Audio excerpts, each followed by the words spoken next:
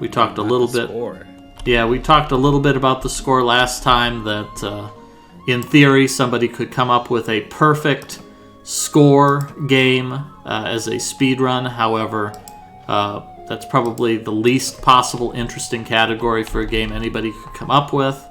So we probably won't see that anytime soon. But hey, if you're in the chat and you're watching this and you're thinking this is exciting and you're looking for a way to draw some additional interest out of this game, consider mastering a score run, and it'll give you a challenge run that you can play here.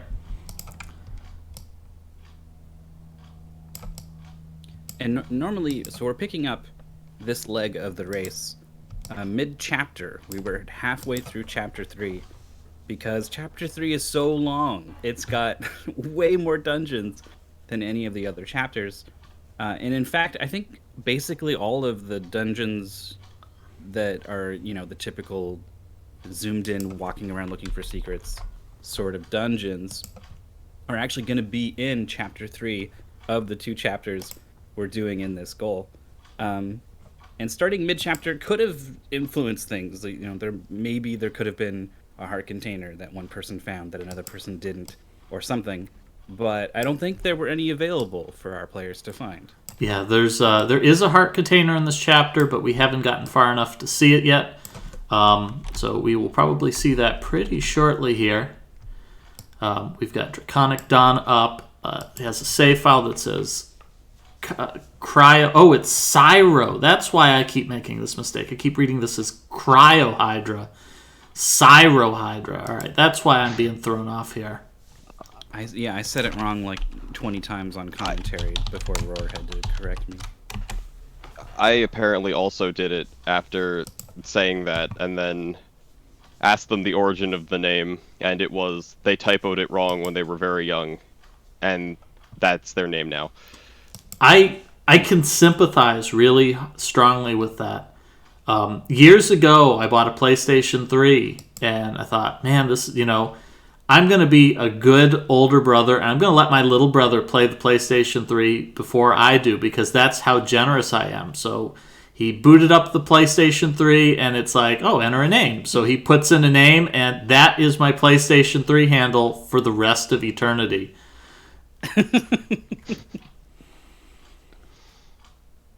I wonder, does review mode let you edit names? No. Okay. So while we're here on the title screen, there is a review mode. Review mode does one thing only. It lets you pick a previous chapter, and it lets you replay a previous chapter without having to delete a save file. Huh. That's it. That's what review mode does. Yeah. Yeah, I never knew that. I guess that lets you go back and get the heart containers you can miss. No, actually, you can't miss heart containers in this game. Oh, I didn't realize that. Yeah, so your number of hearts is hard-coded. We talked about this in the previous race. The number of hearts is hard-coded at the start of each chapter. So if you miss a heart container, it doesn't matter, because the number of hearts you start with is going to be the same at the beginning of the chapter, regardless of whether or not you found the hearts. That's very handy. Yeah, it also makes this a kind of a more fair of a race. We saw with our Ocarina of Time race before that some of the players were finding hearts that others weren't. Some of them were having more or less difficulty with combat. But that doesn't happen in this game because you will be guaranteed to have all those heart containers. So I'd like to open this up to Myth a bit, because this is a part of the game that I was never actually blind to. I had Nintendo Power, so I had big maps of all of these areas, and that while this part of the game was extremely difficult, I always knew what to do. But Myth experienced this recently as a blind race and did not have that advantage. Okay. And I was doing okay, and then I finished it, and then a lot of people in my chat were like, "Wow, he did it," and I was like, "Whoa, I did something?" And it didn't really register as all that particularly difficult to me, at least like combat wise. I guess the game starts to get really tricky with its secrets and stuff, and I guess I was pretty good at sniffing some of that stuff out. Also, I just kind of guessed right on what the general flow of the whole rest of the island is supposed to be. We can see all the players going to this dungeon on the left and finding a dead end and having to go elsewhere. So maybe a bit of luck on my side as well. All right, so it looks like Draconic Dawn picking up on this, that there's the one slightly miscolored tombstone, and that is the only tombstone that will take you into the dungeon.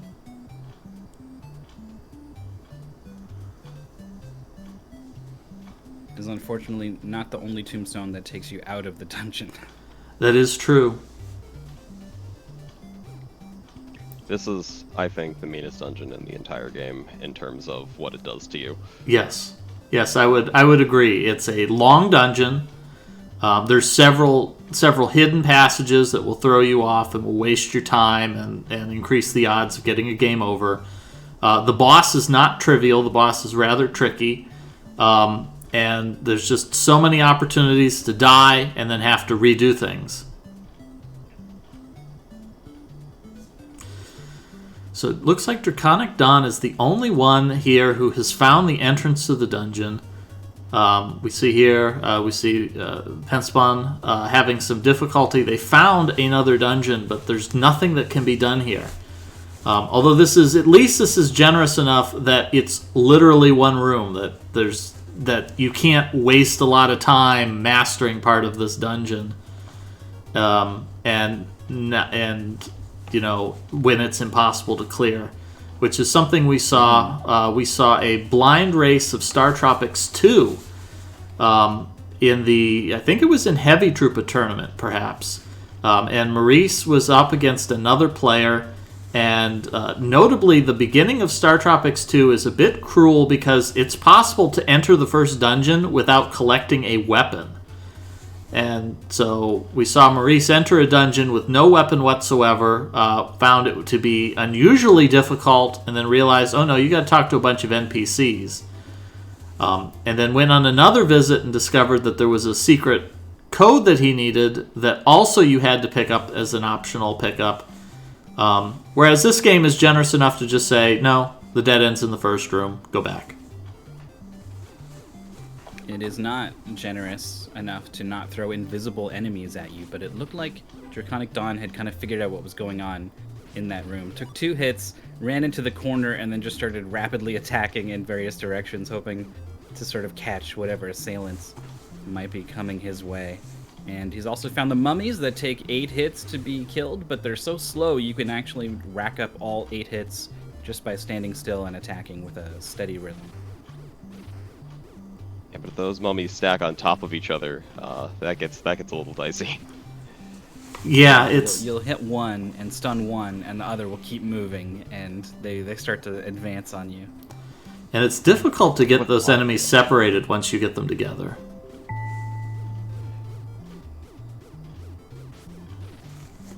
So did pick up a magic wand, which does reveal and doesn't see the exit down to the bottom.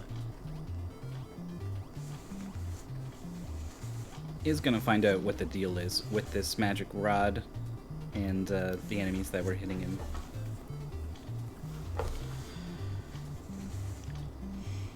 Yeah, it's on the potion menu because it's magic. And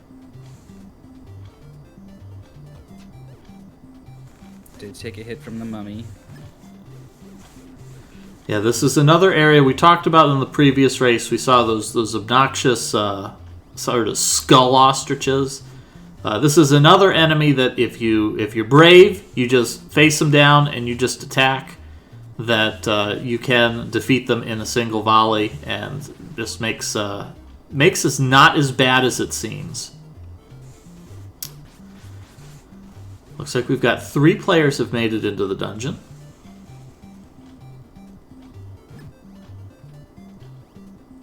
Draconic Dawn got in there pretty far, but then turned around a little bit prematurely, had to re-clear some rooms, so has lost a bit of ground to, say, Pika Pals, who's getting hit by a couple invisible enemies right now and is not either choosing to reveal them or just doesn't know about it. Okay, there it is. Yeah, it is in the paste bin. I did put that in the paste bin for the players. This is one of 2 items that the game really doesn't give you any indication of how they work, and that's pretty important to understand what they do.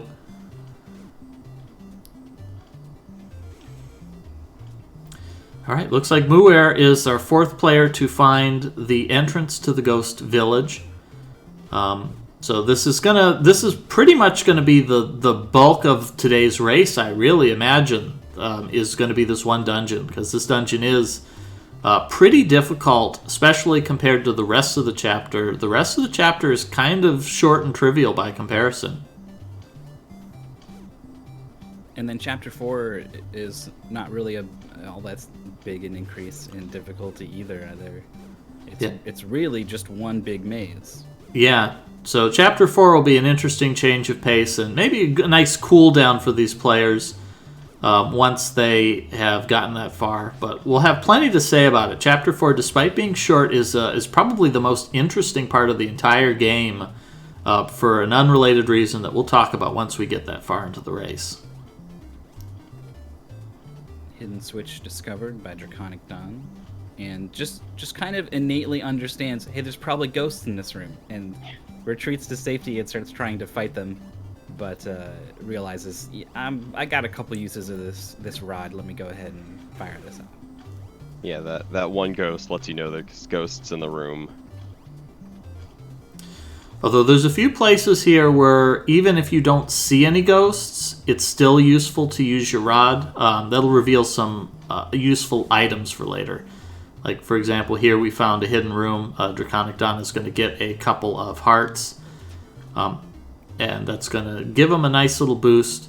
Because our players, we started off with 7 hearts. If you found that heart container in the hidden passage, that guarantees that you're maxed out. But at this point in the game, we don't have any more opportunities to just max out your hearts by talking to NPCs. There's no more coconut milk available to you. Pika Pals has fallen for the trick. There is a hidden passage, and it's right in front of some stairs. And the stairs, if you're not paying very careful attention, just seem like this is where the dungeon is guiding me to go. It's decision time for Draconic Dawn in a little bit here. Let's see if he spots it. I think the worst part about it is the part where they put that slug on top of it, and you're just like, that's just a shadow from the slug. Oh, but Dawn sees it immediately. That's impressive. Yeah, but wait, what are the stairs, though? The stairs could also be something. No, I think he was going back to try to get that heart. Okay. Yeah, I think he sees the shadow down there. I think once you've gone up one of these sets of stairs, you realize they're all traps.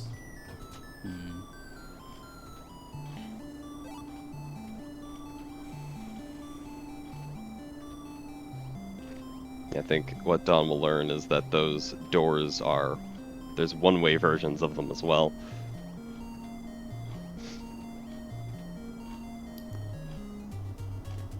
And also ghosts, apparently. That's the bonus ghost.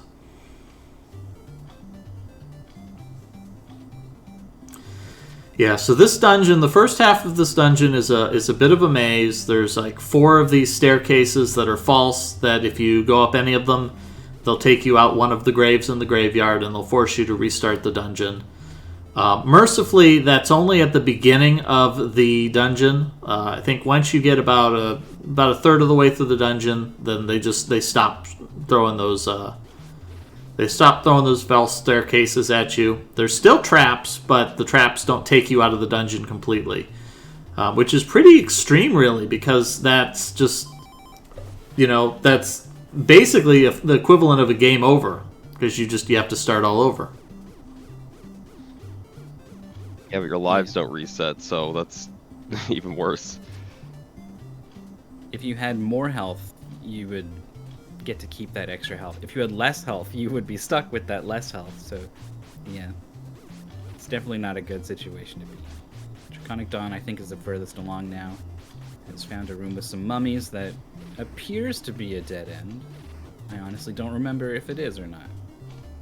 Oh, but the mummies are stacked up. This is gonna be a long fight. This is...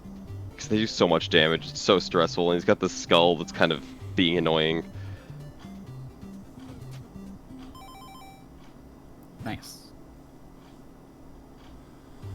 Yeah, and I think in a lot of these rooms too that so in some of these rooms where you have to kill enemies in order to reveal the exit, the you don't have to kill all the enemies. A lot of times it's just one enemy that triggers the door opening, and if you memorize which enemy that is, you don't even have to fight all the enemies. You just kill the one enemy and you're done.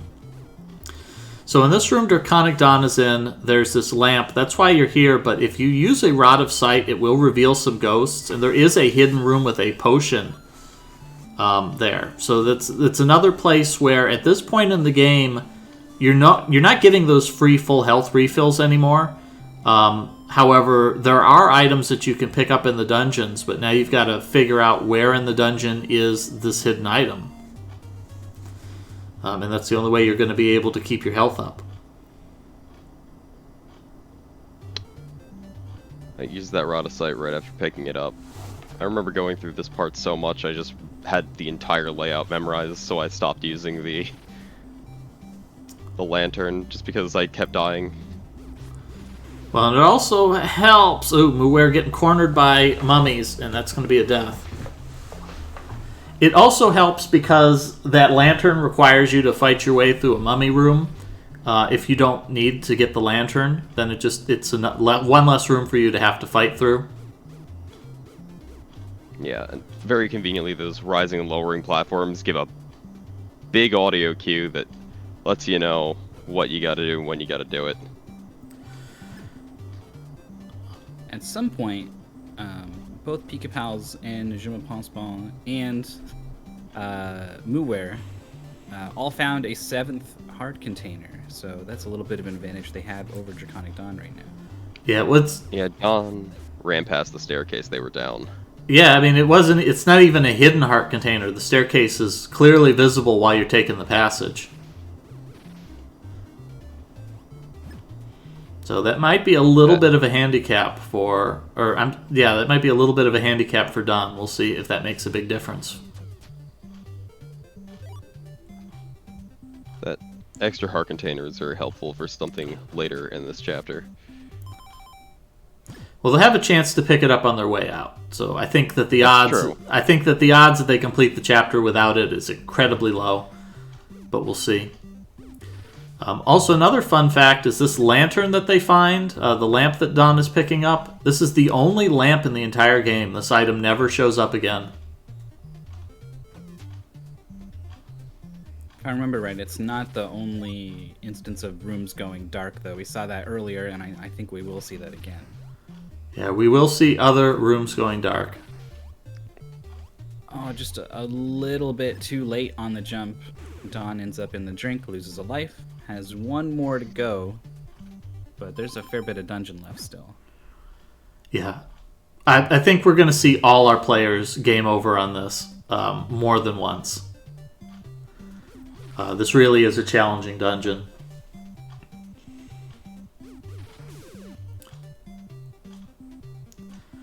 But it does help if they can find these hidden rooms, like Pika-Pal's picking up this pair of hearts here.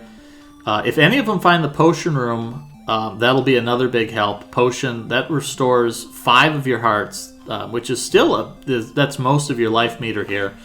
So it's still almost a complete health refill, although that as you get in later in the game, these potions become less and less exciting when they start filling only half or a quarter of your maximum health meter. Yeah, and the enemy damage kind of scales up with your health, so you'll still die in about 6 or 7 hits. It just means that everything's hitting you for 2 or 3 hearts of damage, and then a potion is literally just carrying 2 hits at that point. I'd say in some of those endgame scenarios, it's you'll take that. Oh yeah, you'll take what you can get, definitely. So right now, I think Don is the only person who's managed to make it to the first checkpoint. Although I think Pika Pal's here is getting to the slug room for the first time. So Pika Pal's going to notice that secret passage in the wall. Yeah, I think this is a second time. I think Pika already took the stairs one time and knows that that's not the play.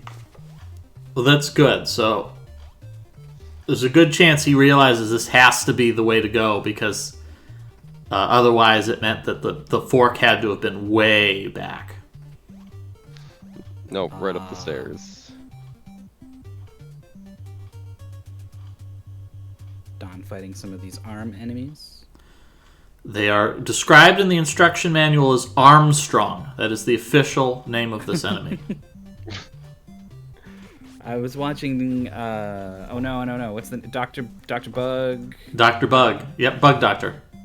Bug Doctor. I was watching his record run, and he called them Armstrongs, and I thought that was just a cute name he came up with for this enemy, and not actually what their name is. That is the official name of that enemy. Yeah, so Draconic Don here, discovering one of the trap rooms here, enters this large room shaped like a skull, and there's a bunch of mummies in there, finds a switch and figures, I'm just going to get out of here. I'm not going to waste my time fighting these enemies. And it's a trap. Now you have to fight these Armstrongs. And these are obnoxious because, as you might have noticed, you can't move while jumping, which means if you try to approach them, the jumping just prevents you from approaching them anymore. And let's see if he figures out the secret puzzle in this room. Yeah, we can't hear it right now, but there's actually some really threatening boss music playing in this room. But then you just jump north and everything's better. Yeah. Oh, the panic crystal and kill by the skeleton dog. And that is a game over. At the least when there is a jump, a screen transition sort of hidden, quote unquote, to the north, you'll see a little bit of the platform on the top of the screen. When it's down, I don't think you get a chance to even see anything, so it can be a little bit trickier. So at least they did that. They gave you that small lip of platform to see at the top of the screen. So that's nice, but the previous dungeon, the lava tunnel, does that at that end part where there's the two hearts, and you just go straight into the lava. Yep. Yeah, well, there's no platform there. Yeah, it makes it look like it, but it's just lying to you. But I think that's one of the oddities in how they made the game mappable. I think it was a very deliberate attempt to just make there be more replay value for you. Jumping into a hole and dying instantaneously, that's amusement distilled into its most profound essence. Huh? They looked at that and said, that's content. Yeah, and I think we mentioned before, that is the first two dungeons, or the first two chapters, that's the only places we see that. There are no more blind jumps that you make without knowing what's beyond them. For the rest of the game, they will actually give you an opportunity to see where you're jumping before you jump. Don having some trouble with these mummies, which is surprising because they're actually fairly easy enemies to defeat. Here is a pivotal moment for Muware, is in the room with the stairs and the slug. Yep, right up the stairs. Oh, but he was facing right when he went up the stairs. I wonder if he was trying to go into the secret passage and just Input error. A misturn on the D-pad, yeah.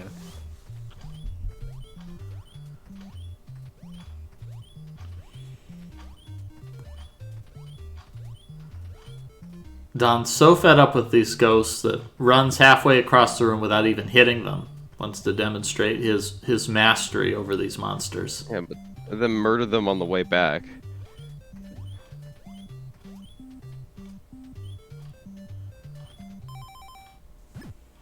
Shimon Paulspawn revealed some of the ghosts that were gonna open the way, but got by one of them and is now back at the start of the dungeon. So everyone's pretty close. Looks like Pika Pal's, I think, the furthest along right now. We were talking about Penspawn. I think he might not realize you can kill the ghosts. Because he was dodging the ghosts as though he wasn't aware that you could just hit them and kill them in one hit. Oh, Muware is into another trap room. Oh yeah, It does that's have true. 2 hearts for it, but I think if I remember right, at one point I was cycling through this room multiple times to get the hearts, trying to get my health up. Yeah, I mean, it is a fairly efficient way of grabbing some hearts early on. Because it doesn't take you very long to get to that room. And I mean, the dog's enemies in this first room are really easy here. We see Dawn. You just stand on one of these tiles, the dogs can't get you, and their AI makes them charge at you, so it's pretty easy to kill them. yeah, I can't believe that Don found the secret passage immediately. Like, that took forever just because I didn't see it. There was a slug there. Oh, that's 2 tiles wide. That's a bad feeling.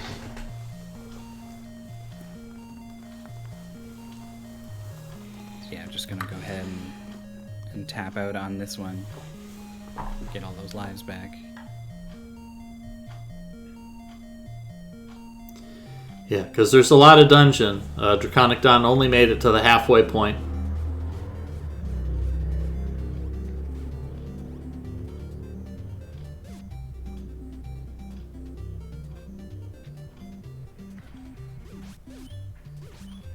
This is a sticky situation for Pika Pals. It's down to 1 heart, was cornered by some skulls, and is looking around for something else. Doesn't like the parts of the dungeon over to the right where they've been. Feels like there's got to be something that can help me out somewhere else. Yeah, this is one of the weaknesses, I think, of this game, is that you get a big room here that's got like 20 tiles in it. And unfortunately, the only way to see if there's anything hidden here is you have to jump on every single tile in the room. On the bright side, the jumping's fun. Yeah, the jumping's fun. It is. And we talked about before, you can buffer your inputs so you can jump optimally. There's a part of your brain that activates when you're trying to like trace out in your mind what the optimal path is through this room while I'm jumping around. And, you know, at least that part is engaged. I'll find some ghosts. Yeah, this is a smart move by Pika Pals. Nothing. Yeah, it doesn't give you anything. But there's a lot of rooms. There are a lot of rooms that you can clear the room without touching your rod. But if you use the magic rod, it'll reveal some ghosts that will open up a hidden door. And there's a couple of places where that's going to get you items. So I think what's happened here, Penspawn is not fighting the ghosts. I think the assumption is hit the ghosts while they're invisible, dealt no damage, assume that the ghosts are completely invincible, and is just not trying to fight them. And they're not going to ever clear the dungeon this way. Yeah, I mean, it's a fairly reasonable assumption to make, especially if you tried to hit it and it didn't work. But ghosts are typically, you know, often immune to physical attacks and are vulnerable to magic or whatever. It's a shame too, because Juma Ponsman we saw had a lot of trouble sort of making assumptions and having a lot of trouble sort of challenging those assumptions in part 1. So this could be something that they're hung up on for a while. Oh, there we go. Killed a ghost. All right, so that's good. So they should know now. Just kill all of these ghosts. Not sure what... Don looked like they were avoiding the middle ghost and then gave up on it. I guess we're trying to find any other path through here. How would a yo-yo damage a ghost? Exactly. I mean, to be fair, how would a yo-yo damage much of anything? Yo-yos are actually pretty effective as a weapon. I mean, it's a pretty hefty, blunt force that you can throw pretty hard. And keep in mind, our protagonist, Mike Jones, is a baseball pitcher, so he knows his way around throwing a heavy object at high velocity. Did Don forget where to go? I don't think so. I think is like Pika Pal's, trying to find something more. You know, this dungeon's kind of too hard. This game has all kinds of secrets. He's thinking there's got to be something that can help me out and make this a little bit easier. So one thing that might be helpful about that room with that slug in it is as you load in, you can see the shadow separate before the enemy spawns. Now Muware is at this point.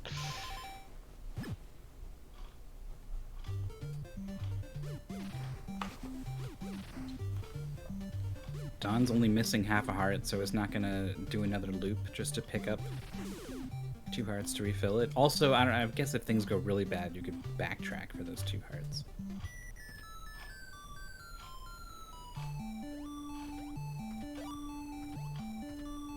Did yo-yos really originate as weapon? I read a book once, but it was fantasy, where someone wielded a yo-yo like thing. Yeah, yo-yos are originated as weapons. Wow.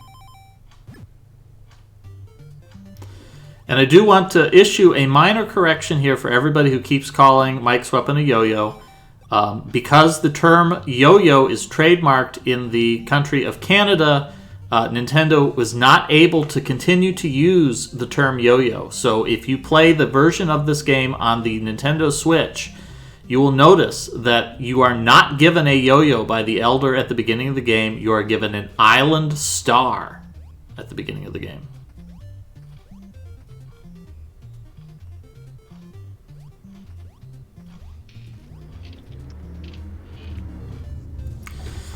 All right, Pika Pals is I don't know if Pika Pals is in the right room. I mean, I think that slug is more of a helpful thing, because that slug really throws this room off, and you say, why on earth is this enemy that last showed up in the first dungeon here? And that should be the sign giving you a hint that I should pay attention to this one part of the room. Yeah, and as it loads in, the slug's not there. You can see the shadow as well. That's how I caught it initially, because I originally just thought that was the shadow of the slug. Because I feel like when the room's loading in, I don't know where your eyes would be, but my eyes probably wouldn't go there. It was on like the 20th run through that room, so like, you know. You're just looking at the stairs already with dread, and then wait a minute. Yeah, I'm just like, is there something in here? Oh wait, where the slug is, there's the shadow's already there. It's fake.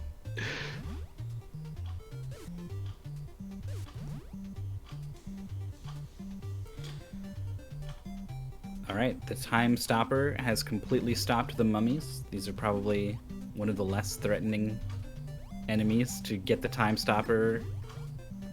But it helps a little bit. And we saw actually Draconic Dawn was like, there's no way this room is just 2 mummies and a time stop. Must be something else here. Use the Rod of Sight, revealed nothing. Doing it again. Yeah, this is really smart play here, actually, because you do get extra rods of sights to the point where you can use a Rod of Sight in every single room and still have extras.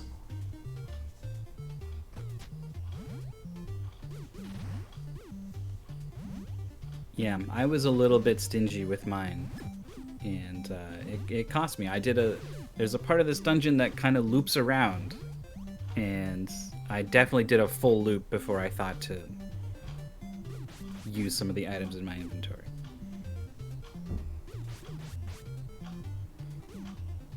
Yeah, so by using the Rod of Sight in that previous room, Draconic Dawn is going to skip out on another one of those Armstrong rooms where you got to fight an Armstrong in order to get back out.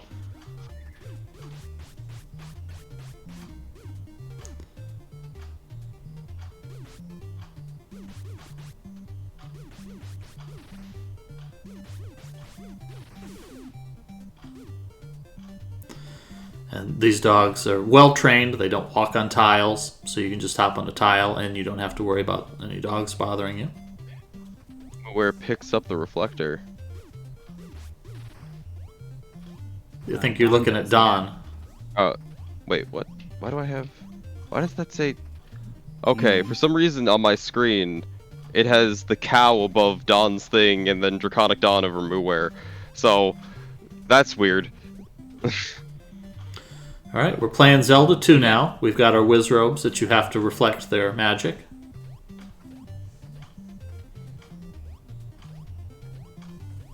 Okay, I fixed that. And I don't think that was in the pastebin too, so that was just something Don implicitly understood. This mirror-like sheen on this thing, and the fact that when I throw it out, it doesn't have any range at all, just red like some kind of shield or reflector or something, and then immediately used it on the enemies in the next room. So Yeah, that's pretty easy to figure out. Plus, it's the only thing that you can do in that next room. There's nothing else that works on those enemies. So eventually you run out of things to check real fast. Ooh. Don may have figured out what the stars do if none of the players have already. Hit 5.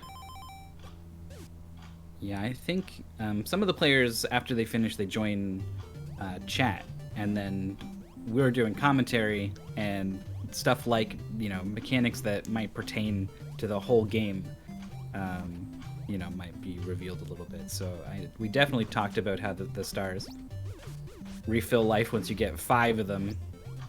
But it actually took us several hours to mention it, just because it's so inconsequential. It's just It never so little. happens. I mean, when it does happen and like you needed that extra health, it feels great. But Now, hopefully Don hangs on to these bolas. These bolas are very important, actually. Yeah, which is a lesson that the game has gone out of its way to not teach you, right? It's like, hey, these weapons are gone at the end of this dungeon, right? Just go nuts with these things, right? We'll give you more later on, and that is a trap in this dungeon. These are very important to hold on to, and Don's throwing a lot of them at a lot of enemies right now. Okay, I switched off. Or the previous dungeon where it taught you that the weapons don't matter. yeah.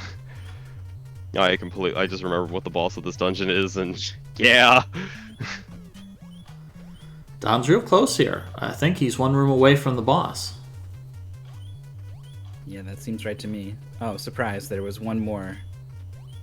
It almost looked like the wizard was waiting until the star was gone to spawn on the spot where the star was, or something. Alright, this is a good move because I think there's a rod of sight in here that Don needs, because I think he burned all his rods of sight. Did in fact.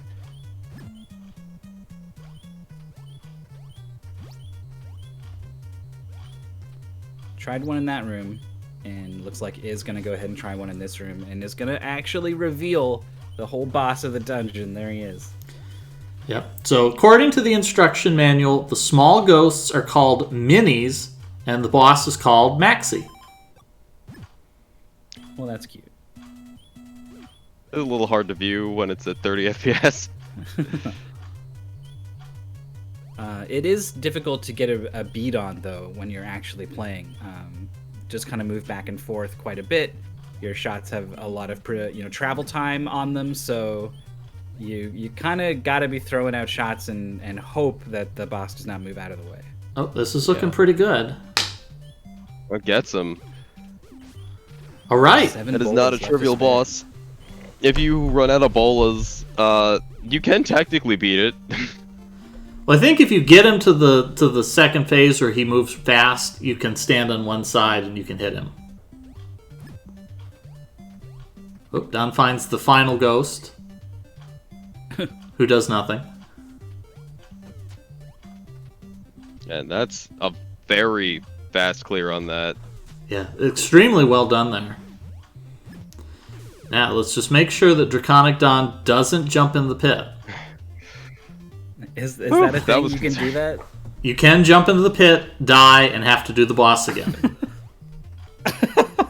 I sure double input that while playing. Oh, no. I just Yeah, wasn't I paying was- attention. I'm like, dungeon's over, great. I was terrified. Because I like Dawn, when I finally did beat that boss, it was on one pretty good run. Like I had done several rooms for the first time and then did the boss for the first time, and I really didn't want to throw that away, so I was very hesitant jumping around on those tiles. So Dawn has collected the crystal ball that was at the bottom of the lake. I don't know if we talked a little bit about this because the race started while we were on another subject, but this is the major goal of this chapter, is There is a city that is women only. I forget what it's called. She-Cola. Of course. Of course.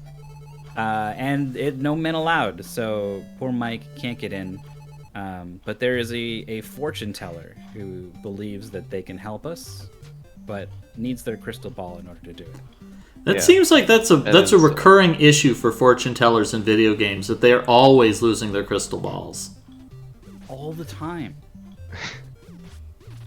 The problem is they roll away, right?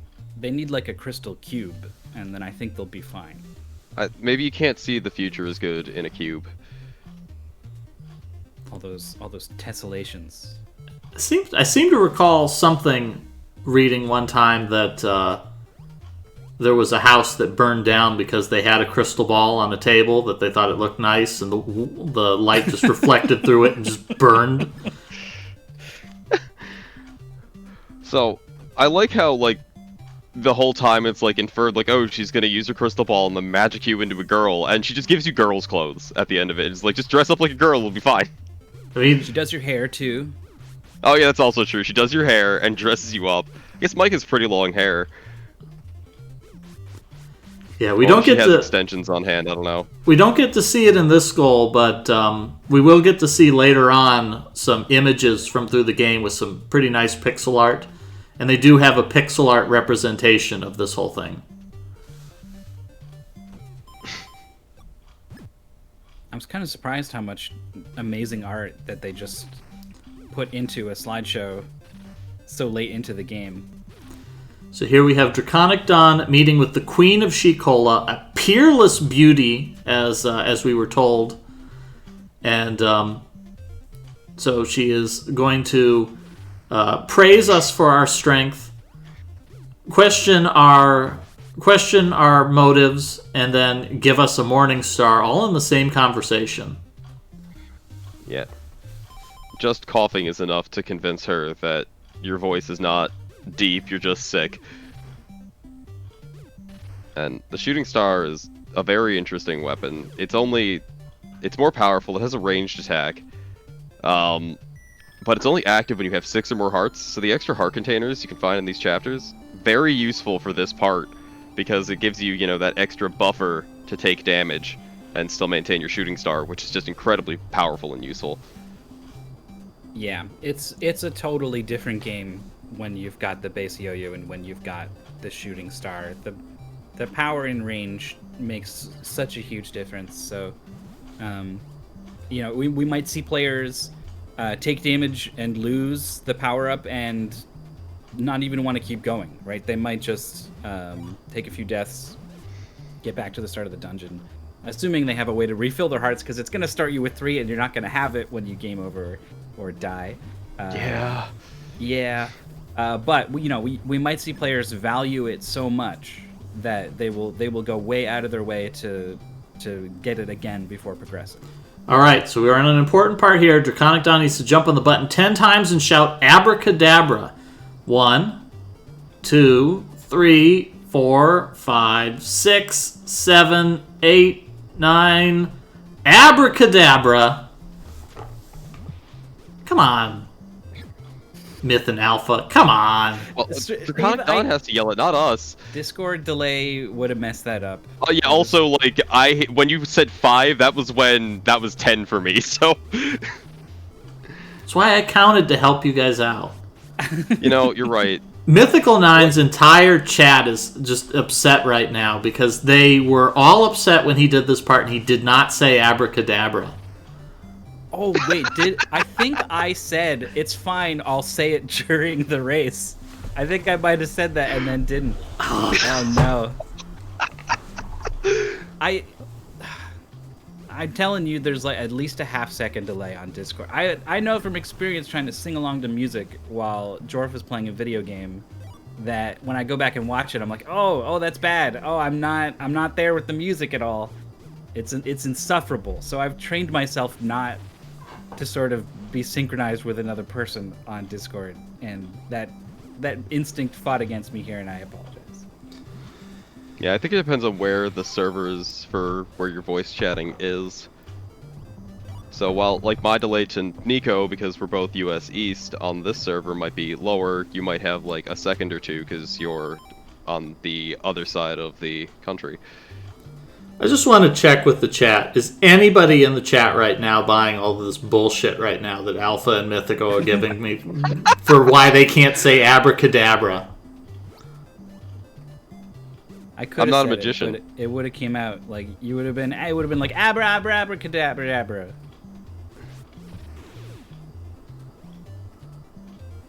We got 3 more chances to do it at least. We can practice. We can work on our timing. All right. A whole dungeon went by. It's barely a dungeon, but Draconic Dawn's on the other side of it now. Yeah, it's sort of a training dungeon. The monsters in the dungeon have a significantly higher chance of dropping hearts than other enemies in the game, and so it's sort of just to give you a chance to understand your new Morning Star. I sure hope that Dawn remembers that poem because it's a little useful here. All right, so we're moving on to the last dungeon in Chapter 3. 5 dungeons in this chapter. Although this starts off a little bit easy because suddenly all these enemies that you had to hit twice, now you're one-shotting. So as Dawn enters this room here, we see a bunch of skulls here. And little do our players maybe realize that these skulls were put here as a possibility to teach them. Because this dungeon teaches them a mechanic that basically only is used in this one dungeon and then it never shows up again. And that is invisible tiles. So this is the first opportunity. If you wait a little while before killing those skulls, they might jump on an invisible tile and give you a hint, but we'll have 2 more opportunities to learn. These ostriches, once you have the Morning Star, these ostriches are absolutely not a threat whatsoever. Alright, what do we think the odds are that Dawn dies in this first tile? Oh, 100%. No, I think he was buffering. Okay. You're gonna die the first time there, because who's going fast? And now he doesn't have the Morning Star, so that sucks. Not me. I was buffering my inputs the whole game because I knew that was a thing. So as soon as I saw those, I knew what was up. And I have fallen on one of them, I think, at some point, but it was much later in the game. And I think that some of our players here today can do the same. But yeah, if you're not buffering inputs, these white tiles are incredibly dangerous. The tiles sink almost instantly, so you have to jump immediately or you will be killed instantly by them. Yeah, I didn't think you could do that without buffering. Yeah, I mean, I guess if you're literally frame perfect, it's no different than buffering, so in that sense, it's possible. All right. Not bad. Yeah, no problem. Has obviously gone down to 3 hearts and then took a couple extra hits, so is very far away from getting that shooting star. I don't think there are many high health targets or anything lurking. Oh, is Dawn gonna? I wonder if Dawn jumps for it. Is thinking about it. Is thinking about it. Yep. Yeah. Okay. Yeah, this is the second opportunity to learn about these invisible tiles that I think show up in one other dungeon in this game. That part's kind of like just shoves it in your face, like, hey, this is a thing. Well, they get you some bolas, and bolas are really useful. They've got about the same strength as your yo-yo, but they have infinite range. Okay, good. I was hoping Dawn noticed the color change. Kills the Kappa. Yeah, and I guess the blocks are just using the same palette as whatever the water is, so when the water's blue, they're light blue, and when the water's red, they're sort of light pink. Mapping and colors on the NES are just, it's such interesting programming that they had to do for all of that to make any of this remotely work. Yeah. So died to the Kappas there. This dungeon's not very long and not very difficult, especially compared to the Ghost Village, but there are some tricky enemies, and those Kappas are one of them. Alright, looks like Pika Pals is going to be our second player on our stream to face off against the boss of the dungeon.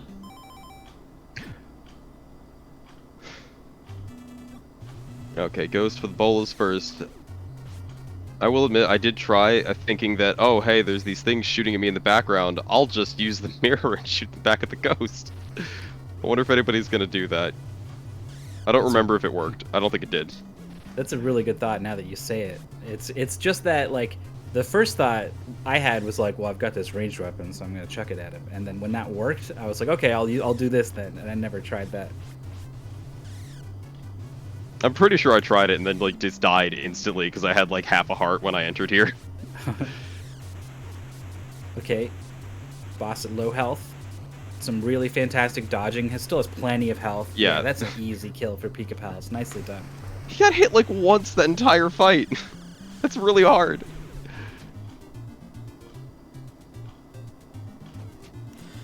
I think Pence is the only one who still hasn't found the secret passage at the beginning. Mm-hmm.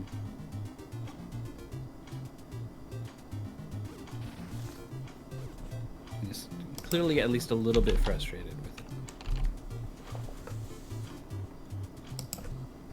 Yeah, was asking in race chat, am I the only one not done with the first dungeon? Which is a reasonable assumption, because you would think, oh man, there's still a whole other chapter left after this. Yeah, you would be rightly nervous that you haven't finished the first dungeon, but it's, you know, it is kind of the bulk of this goal. All right, there we go. Pika Pal's figuring out. You just got to jump on this tile 3 times. That's what makes it happen.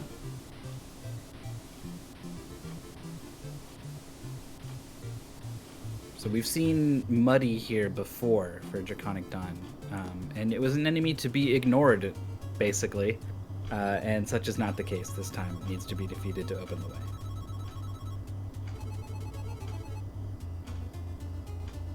No. Yeah, like you said, when the screen scrolls, you get a good look at the screen as it comes in, and Don was like, oh, some platforms to jump on, and just held the buttons. Yeah, and this game really likes to reuse rooms, like, a lot, because it's a memory management thing, and also some of the rooms are just designed well. When you'll see that room plenty. They'll know, okay, can't jump now. Yeah, that's not the first time these players have seen that room too. It's not like it happens later on, so had at least some reason to be cautious. Lucky heart drop for Don as well, up to 5. With one more, might get back to that shooting star. Yeah, in all honesty, I wouldn't be too upset. That game over really didn't set him back much, and now he has the extra lives that he was lacking beforehand, so I'd argue maybe in a slightly better spot, because I think you can get 2 hearts in that room, but that's it.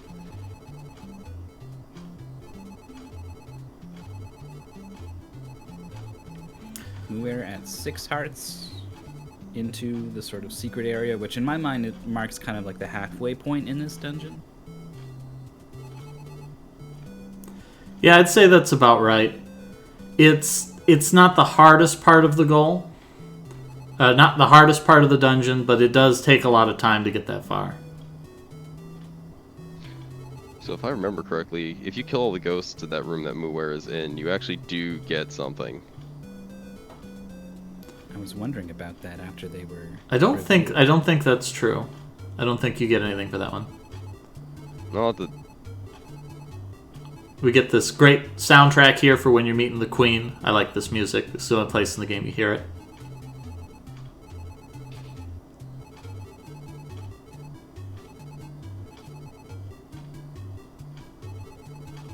There's some other really good music coming up in a little bit. Well, I'll just have to be patient. Draconic Dawn's almost there.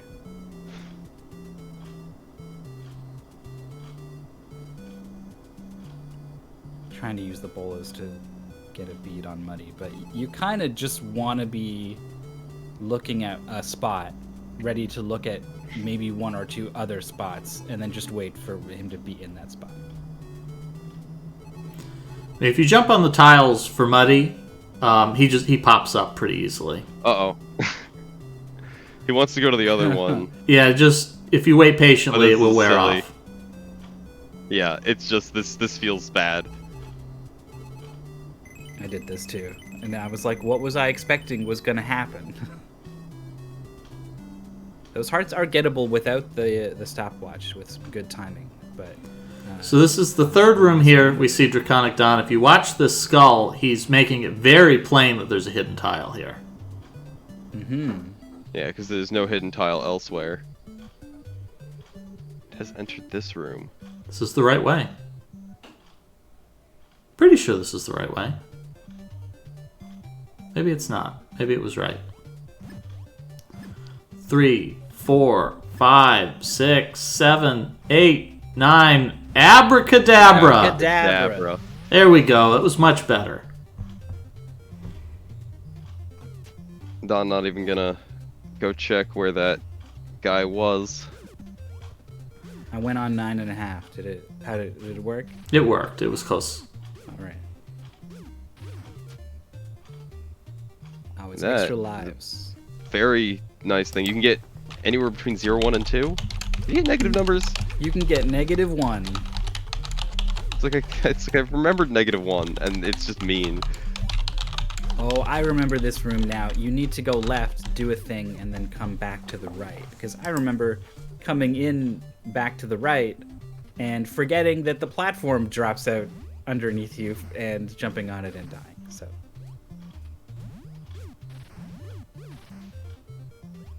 Let's see how the players do. Pika Pal's making their way through the dungeon that we kind of glossed over. Oh. Don't. Don went a little late. Though, so still has a couple tries.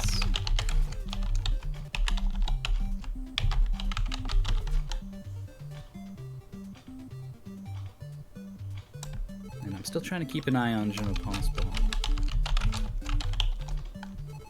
It'll be a really big moment if they can discover that secret passage.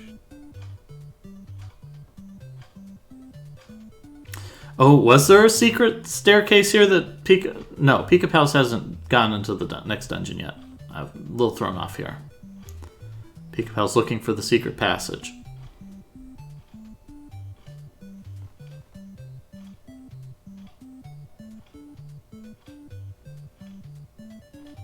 Oh, I guess the checkpoint is. Oh, no!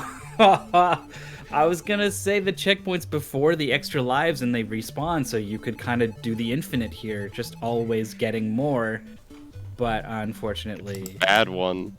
the -1 combined with unlucky timing on the platform and not really kind of trying to play around it puts Dawn back at the start of the dungeon.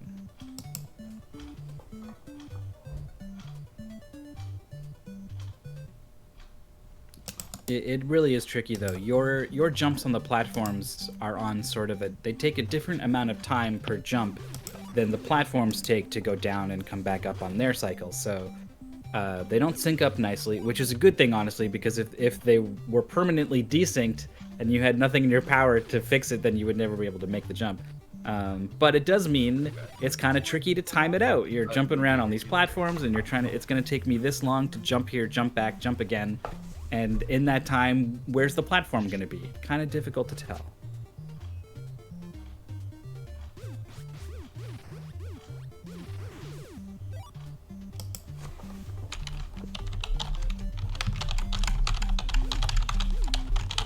Same room now, actually, for Dawn and Pika Pals.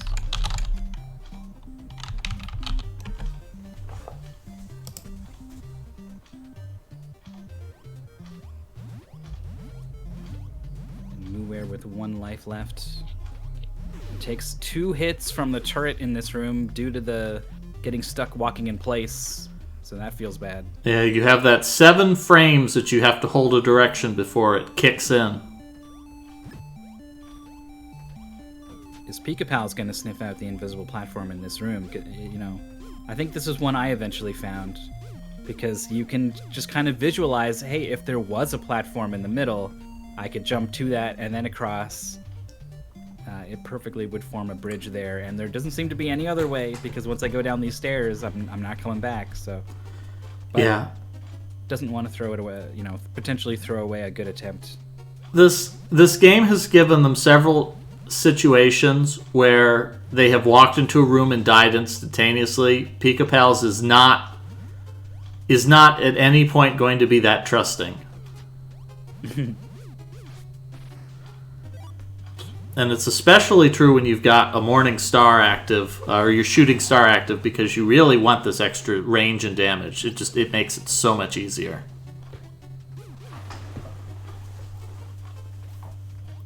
Whoa. Draconic Dawn was a little bit late.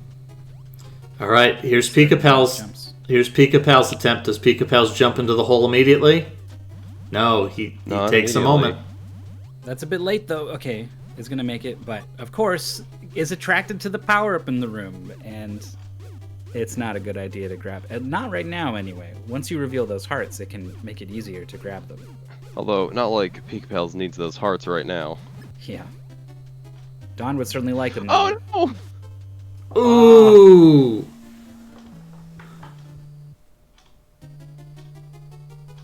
So now you can see from 7 hearts down to 3 is just not going to get that Morning Star back anytime soon. Dawn gets +1.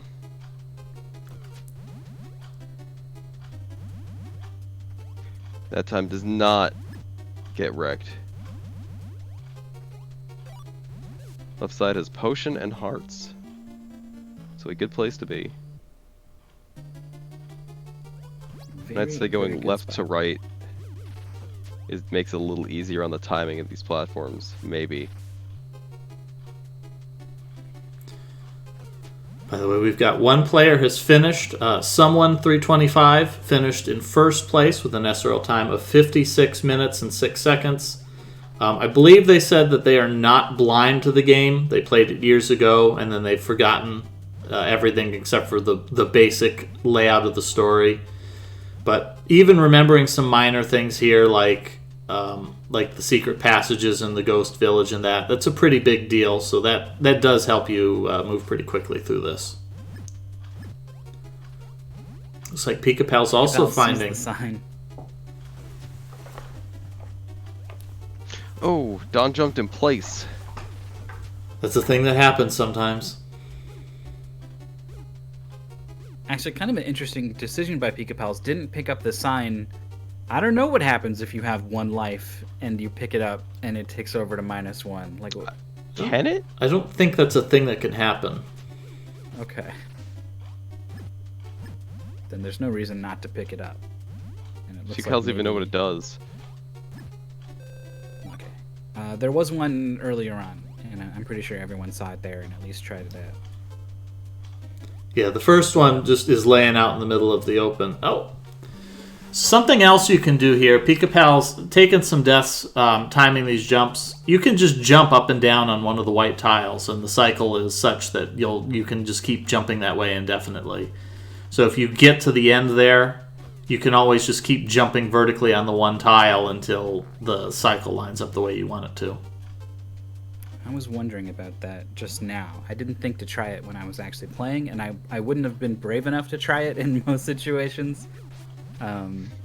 So I was always jumping left and right, which can also work, but is a little bit more unwieldy. So, left or right, Pika Pals, will you find hearts and potions, or simply progress?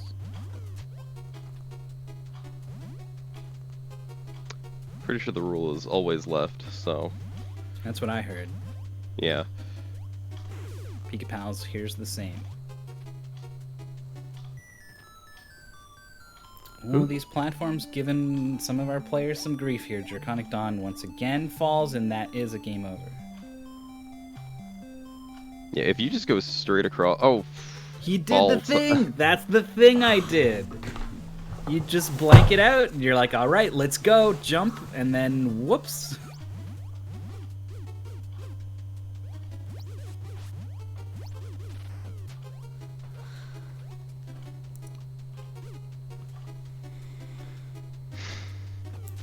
And so now, actually, this is kind of interesting. There's like almost a matter of polarity with your life count and this sign, right? Draconic Dawn had 2 lives and picked up the sign, got a -1, and then died, which caused a game over. But if you've only got 1 life, then apparently the sign will not ever give you a -1, so it's going to bump you up to 2, I guess it might be 0. I think that's a thing. I mean, or it could give you a -1. You go to 0 and then you underflow your lives. Yeah, I've done that. I've done that before. Not in this game.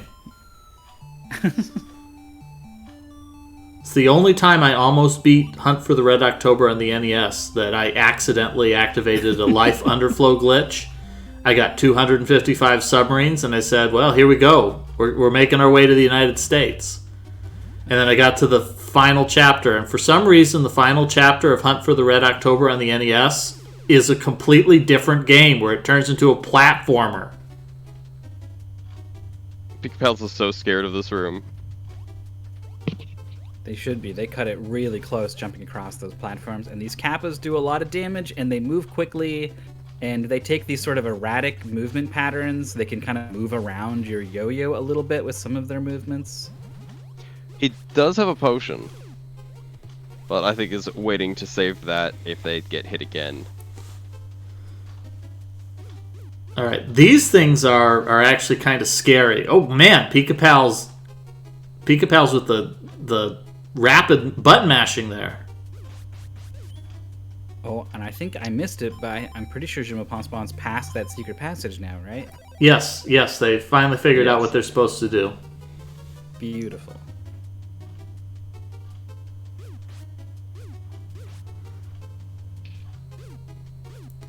However, the second half of the dungeon is no slouch, so they're not done yet.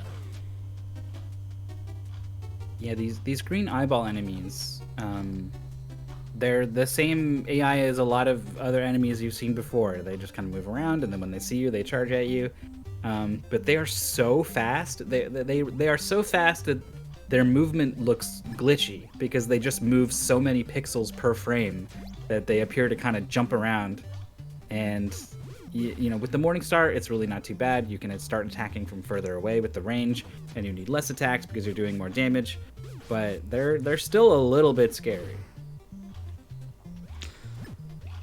Pika Pals defeats the Purple People Eater, and yes, that is its official name in the instruction manual. But it has 2 eyes and 2 horns.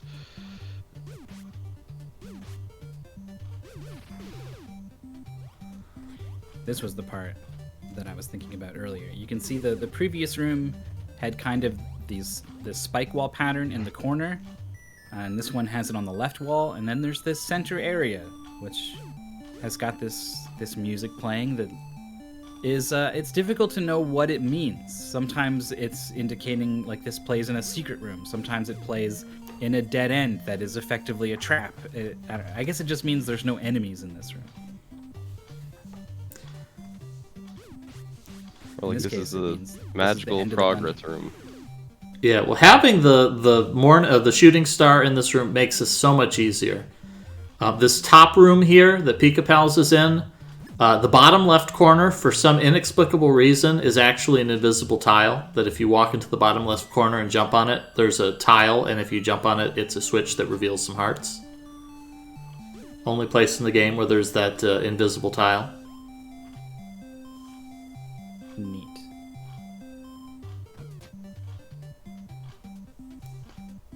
So, another door into this mysterious room. All the rooms on the outside, you can see are kind of given this general square shape, and immediately Pika Pals just heads straight into an unmarked wall to find a secret passage. Is Pika Pals gonna jump on the geyser?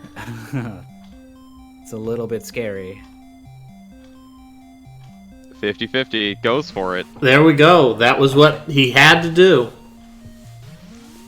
Yeah, if you hear the poem, they tell it to you, and Je me pense bon's fighting these Wizrobes, but didn't pick up the mirrors, so that's a problem.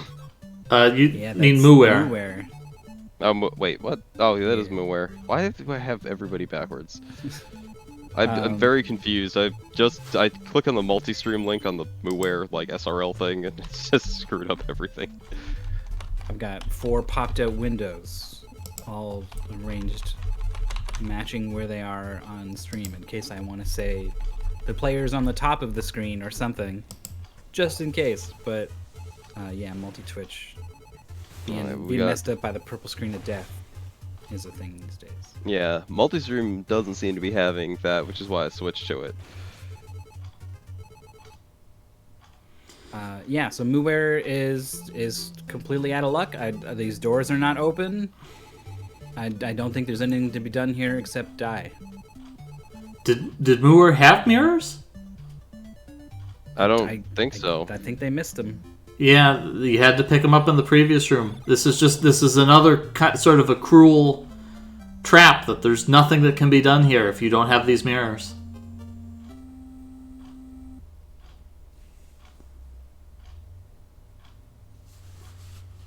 All right, Dawn has made it into the Hearts and Potion room. That's good. Has Pals, our first player on stream, into Chapter 4. Yep, Chapter 4, the shortest chapter in the game. Does not even contain one dungeon.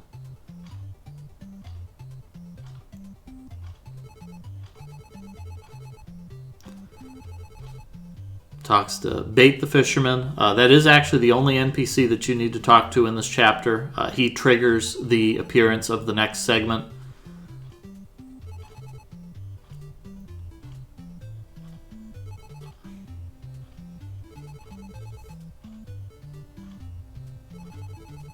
As big as a whale. I mean, this whole chapter is kind of suggestive because you land on this island that's just conveniently shaped like a giant fish.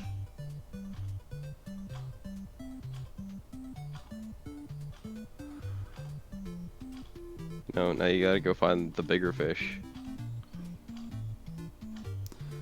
Capel's correctly interpreted the hint that the person was on the East Ocean. The bigger fish finds you.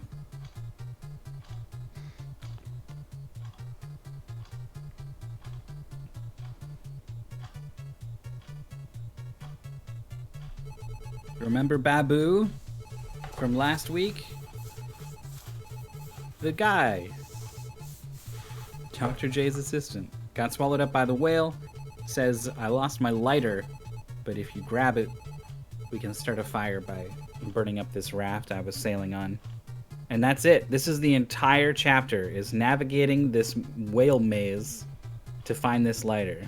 It's Jabu Jabu's belly, but now instead of looking for a princess to hold down a switch, you're looking for a lighter. Pretty sure this is Monstro. Basically, there's got to be so many instances in Jonah and the whale in the Bible. Yeah. This is The about oldest voodoo. media. Southern Cross can't be the Bible.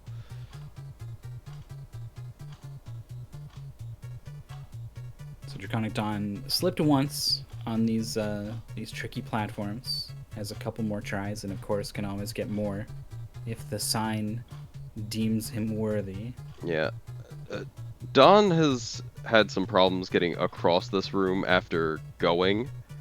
But if, like, when you jump across the tiles, if you pay attention to, like, how the cycles, you can just go left to right every time as long as you make the first jump. Mm-hmm. I think that was what Pika Pals ended up doing. I'm not sure. Yeah, if they that were is all what perfectly Pika Pals buffered. did. Don very comfortable with his timing from top to side, so just holds right instead of left. And foregoes the hearts and potions, so with 4 hearts and a regular yo-yo has to take on these kappas. Wow. Found the one I that feel like actually Pika Pals mattered. fought 2 times the number of kappas. Yeah, it's only the one on the right that opens the door, like Nico was saying. That can be the case sometimes. I know only one of these green guys is necessary to open the door. Yeah, it's just the middle They're one. also rude. They're so fast. Wonder if Don will elect to eschew the potion and hearts again, or it's just like, nope, I'm gonna go grab those. Je me pense pas made it to the Armstrongs, but is going to game over. And there is the reflector for Muware this time, so is going to be able to progress now in the next room.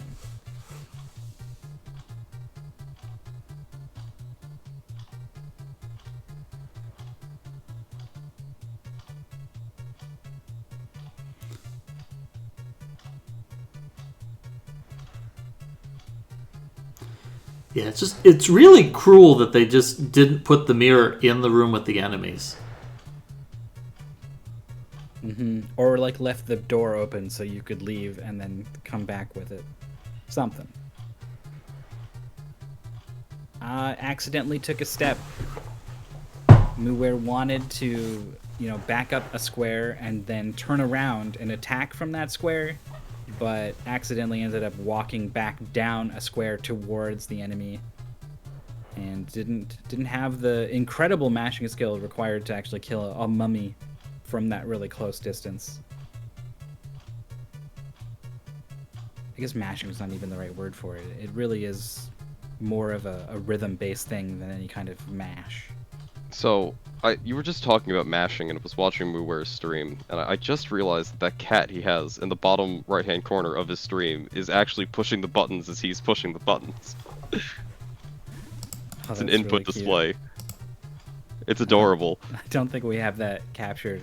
We don't. I know, so but everyone will it's just have to just take really our word cool on for his it. stream. He's got a little bongo cat with like a fight stick, basically. Yeah, and I thought it was just a GIF, but it's actually showcasing all of his inputs.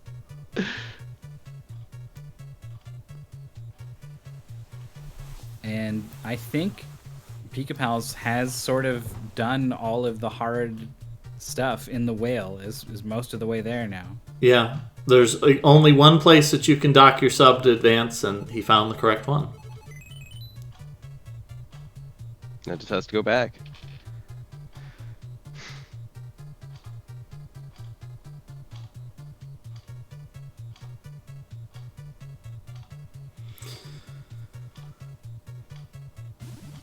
Penspawn is skipping out on the bonus room. If you kill those ghosts, he could get get a double heart. I think it would have been smart to do that. It's just gonna have to make do with these 3. Well, 2.5. Generally, that one ghost is gonna get you on your way out.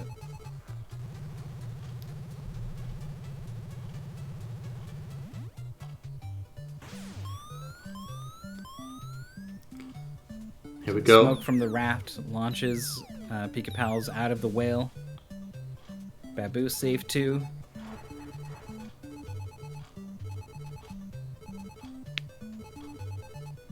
The man says he's got a message from Dr. J to tell you, which is that you should dip the letter in water.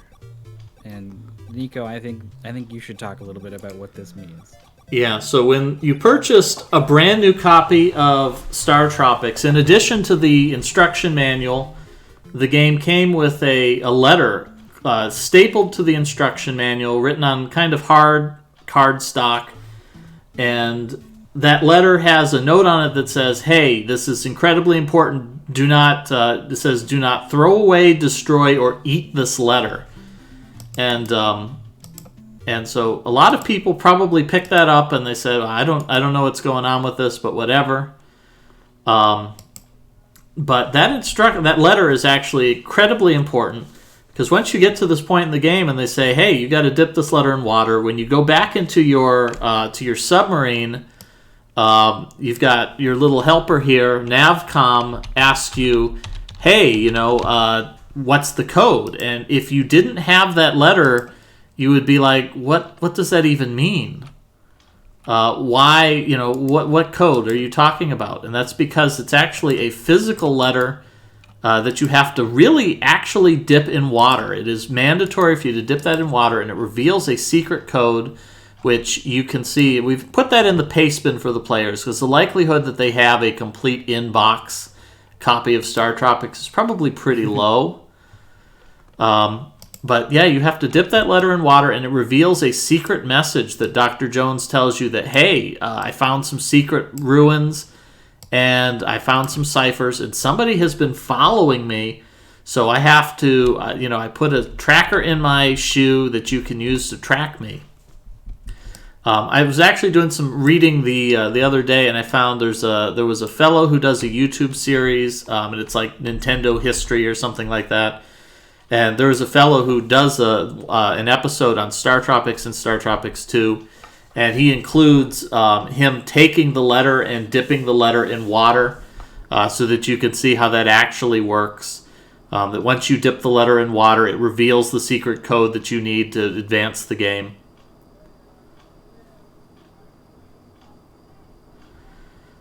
Yeah, it's a thing that pops up a lot. It's when the game came out, a lot of people would rent it from a video store, and a lot of times video stores were kind of bad about not including an instruction manual with the game. And this was one that was very notorious because if you don't have that code, you're simply done. You complete Chapter 4 and the game is over. And that was a point that a couple of people brought up, is that it was probably intended as a sort of a copy protection. Well, it's over. Go ahead. I was just thinking that I think maybe you cut out on my end, but maybe you were talking the whole time, and then I just jumped in all rude. Sorry, but unless you were Simple Sarah and brute forced the code, because it is a 3-digit number, so you could just enter them all in, I suppose. And definitely, if you're speedrunning, you already know it's going to be 747 every time. It's not like the letter is randomized, so. It is, I guess, for the truly dedicated, you could continue to play Startropics. Although it's only 1,000 digits. There's 1,000 digits. I believe if you input the incorrect code, Navcom's like, "Oh, you need to talk to Babu, and he'll tell you what to do." So it takes a lot of time to do it. It's also kind of annoying because it's at the end of the chapter, and because the game only saves when you complete a dungeon or start a dungeon, since there's no dungeons, if you were to play through the chapter, guess a bunch of codes, and quit, you'd have to do the whale again before you could try another time. Myth is pretty quiet, by the way. Thanks for the heads up. This is me talking. Check 1, check 2. I'll turn Myth up I a can tell little. you, while we've been talking about this, really, honestly, it's really cool. I don't know if it was mainly for a form of like copy protection or whatever, so that you had to buy the game in order to play the game, and if you were just stealing it or whatever, it would be a problem, or if it was just a genuinely cool thing that they wanted to include in the game, a secret message that actually dipping the thing in water, or both. I'm not sure, but I do quite like it, even if it was a weird sort of hindrance for this race. But now that we've talked about it, we can touch back on how the other players have been doing. I did see Muware got into the boss room of the ghost dungeon, and either didn't have a Rod of Sight left or didn't get to it in time. Only had half a heart, ran around the room a little bit. Eventually a turret did find them. So they've seen almost everything this dungeon has to offer, just has to put it together. And Jean Passement, I don't think I've seen them past that Armstrong room just yet. Yeah, so we talked earlier about Myth blind raced a lot of this as sort of a preparation for this commentary, and also as to sort of test out the pace bin. And Myth cleared this dungeon surprisingly fast. Muware, who is one of our more skilled racers here, still on the first dungeon at an hour and a half through. This is sort of what I was expecting to see a lot of players struggle on. So this is absolutely not a sign that any of these players are low skilled or doing poorly. No, this is a very difficult dungeon. Yeah. This is definitely one of the meanest dungeons in the entire game. Yeah, Maurice pointing out another one that I was going to mention. There was another sort of example of that in Metal Gear Solid. The only way to find Meryl's codec code is one of the NPCs tells you have to look at the back of the box, and it's actually one of the screenshots on the back of the jewel case is Meryl's codec code, and that's the only way you're intended to find that code. Yeah, I can't remember exactly what the phrasing is, but there's a character who's like, you don't know? Check the back. And you're it's like, the Colonel. The back of what? What are you talking about? And I think, like, if you continue to get stuck, they give you, like, progressively more and more obvious hints about it. I want to say there's even, like, a diagram of someone holding a small flat square thing and flipping it over or something at some point. Who knows? Yeah, Maybe we'll. I've known about the Metal Gear Solid thing for a while, but I had no idea that there was something similar in this game. So that it was a real shock to me when I found out. Not only that it was a thing, but also like the depth of it with actually like invisible ink on a piece of paper. Like, yeah, very cool. So we see Draconic Don here is made the full loop. He's seen every one of the rooms here, and hasn't figured out how to get any further here. That you do have to find that hidden passage to advance.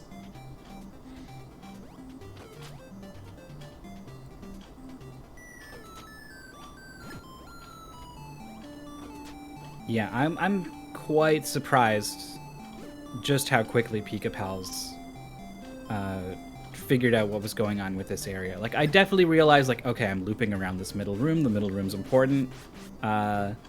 But to immediately be like, there's no door to the middle. There must be a secret door. It must be right in the middle. I'm going to walk right in it. Like, to put that all together on the fly, I think was very impressive. Yeah, because the geyser looks like, okay, that's the way I want to go. But just actually running straight at it.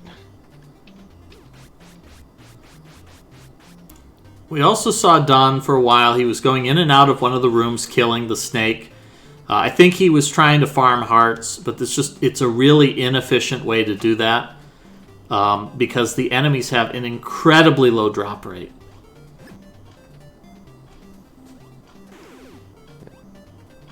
Don just wants to go all the way back around. They just look like behemoths to me. Oh, like a Final Fantasy behemoth? Yeah.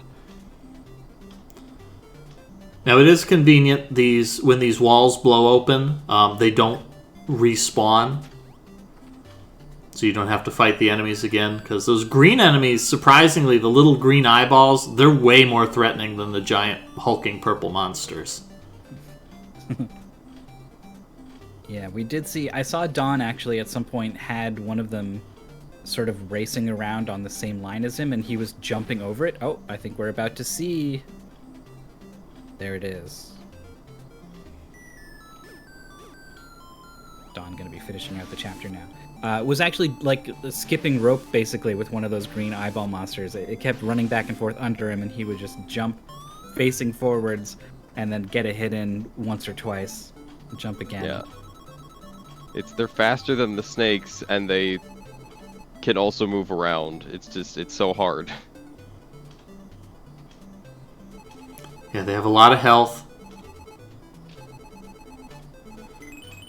Oh, this is a smart one. We see Cyrohydra using the baseball bat. Baseball bat's a good choice for these. It hits pretty hard, and because the enemies, you can attack them at an angle, whichever way they go, they're going to wind up missing you.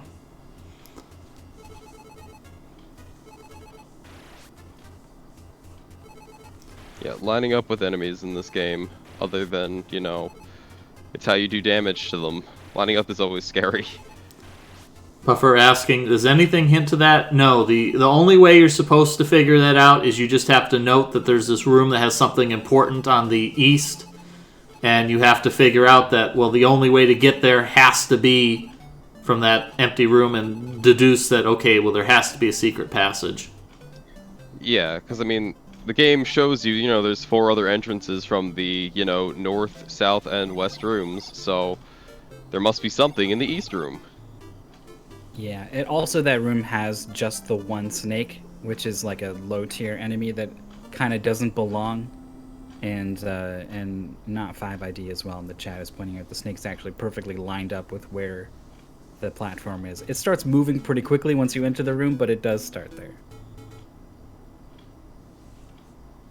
So here are some secret hearts revealed late into the Ghost Village dungeon.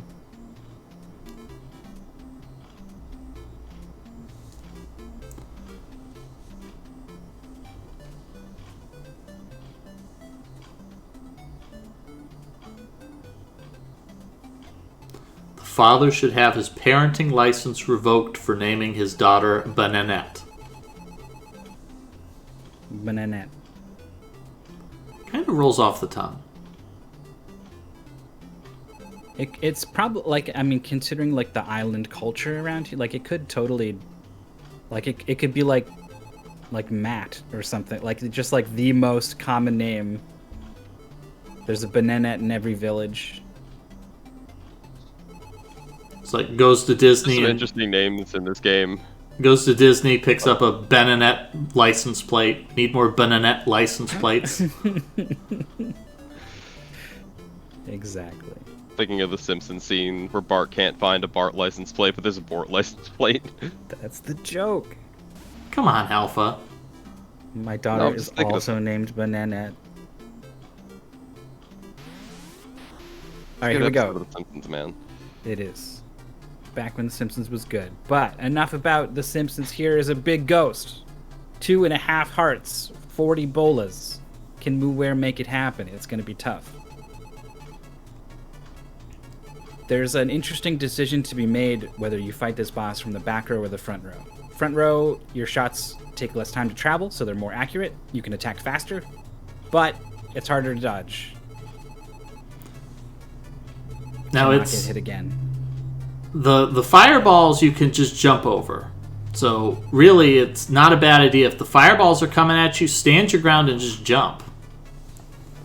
Oop, and then we see a death there from Muware.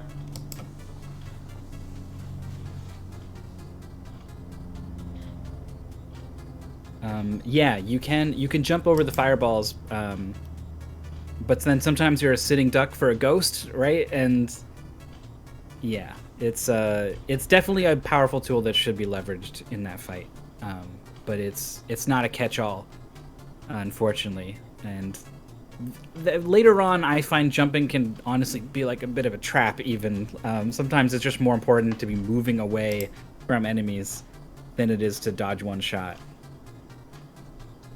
That's some pretty late game stuff, though. We have our third place finish here with Puffer King. Puffer King finishes in third place with 1 hour, 22 minutes, and 8 seconds. And we've got a forfeit. Penspawn has unfortunately forfeited. They say they have someplace else that they need to be, and that they're out of time.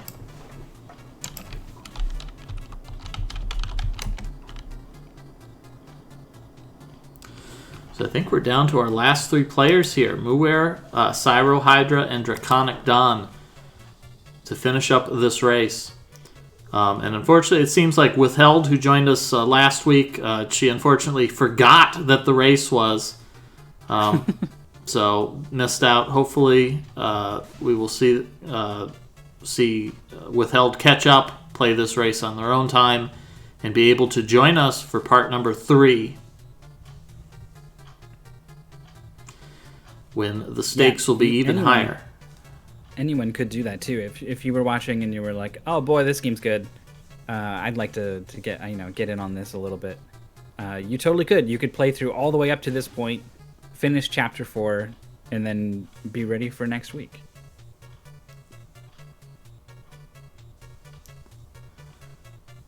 And we do have 2 more parts to this race. I think we're going to wind up with a grand total of 4 segments in our race here. So we have still quite a bit of game left to go. We'll be doing part 3 in a week from now, probably next Sunday. And we'll have part 4 after that, and then it'll wrap up Startropics. We've been making some plans here as well. I think what we might do after Startropics is done, we might switch gears and we'll have a 1-day race, but it'll be a cooperative race of Myst for the CD-ROM on PC. Whoa. That sounds really cool. I love the idea of making it cooperative just so that everyone can work together on the puzzles. Yeah, so if you're a player who maybe you looked at this and you thought, man, this will be fun, but this is so hard, I'm not that great at video games, that's an opportunity that you work together with other people that you can cooperate and provide some help for others. But we'll talk more about that in the coming weeks. So we see Draconic Dawn here is wrapping things up. Draconic Dawn found the lighter and has lit a fire. It's burning up. It's Disco Inferno. At you.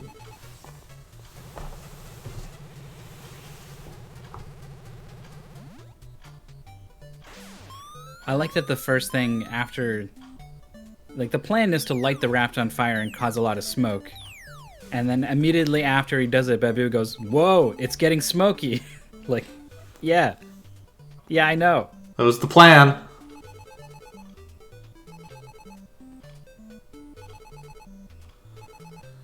Alright. Draconic Don asking, no, I don't understand what you're telling me.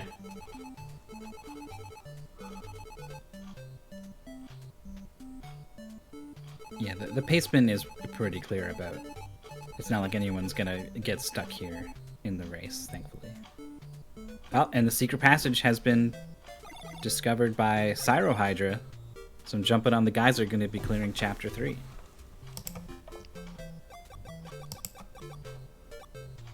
Newware is about to sort of spiritually clear chapter 3, I think. Has way more hearts and a good amount of ammunition against the boss, which is the real big sticking point in this chapter. Ooh, but has missed a lot of shots, only has 16 left. Almost all of these got to connect with this boss, I think. Oh, whoops. It's going to get really nasty.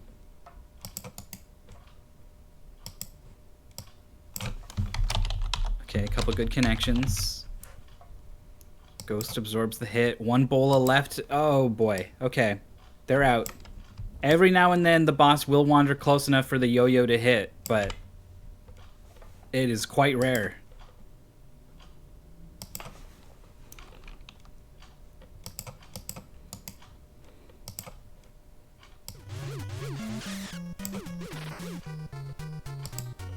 Nice jump over the fireball. Seems to be especially targeting the ghosts, hoping for some kind of ammunition drop, or oh, maybe the plan here is to farm hearts to get a shooting star and attack the boss with that. That would work, but he hasn't got the shooting star. That's given to you after you defeat this boss. Oh. Right. Okay. I would try to use the mirror. I don't know if Moore's tried that. Yeah. Oh. I didn't think Mover would get any hits. Yeah, you really want to have the bolas for that fight. That any other weapon just doesn't work. The Maxi has a habit of freezing in place and squealing at you using the only sound effect that any monster in this game makes. And when that happens, you can get a lot of bolas off in a very short period of time.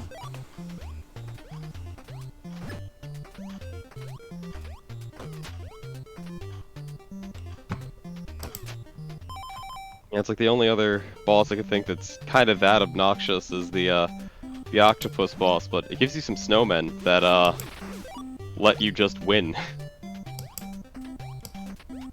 Basically all of our players figured that out last race. Yeah, it makes the boss pretty trivial if you use those. For some reason, that's something that they... Mirror does not work. That is a thing that they thought to bring back in Startropics 2. Exactly one of the bosses, for an inexplicable reason, they put just a random item in the dungeon that just makes you invincible. And so you just use that item and you become invincible and you just wail on the boss. It's a pretty good item. Draconic Dawn in the chat. Negative lives should be a crime. Yes, that was really rude at the end of chapter 3.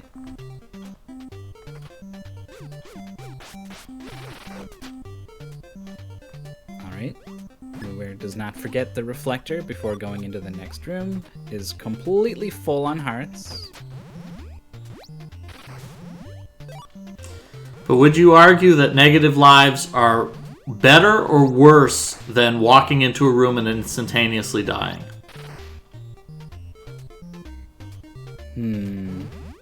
It's killed you, but you just don't even know it yet.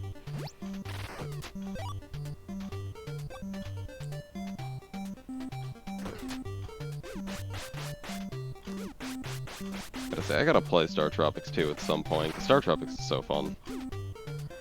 It's not a bad game. I like Startropics 2, but I feel like it's kind of weaker than the first one. Alright, we're avoiding getting cornered there. I could see that. Yeah, those mummies were strangely coordinated. They do kind of follow you a little bit, so I guess just kind of had the attention of all of them, so they were all following from different angles, kind of weaving a net there a little bit, but escaped and overcame. Yeah, I think this is another room where you only have to kill one specific one. There's a mummy room like that. I know they mentioned in the speed run. Yeah.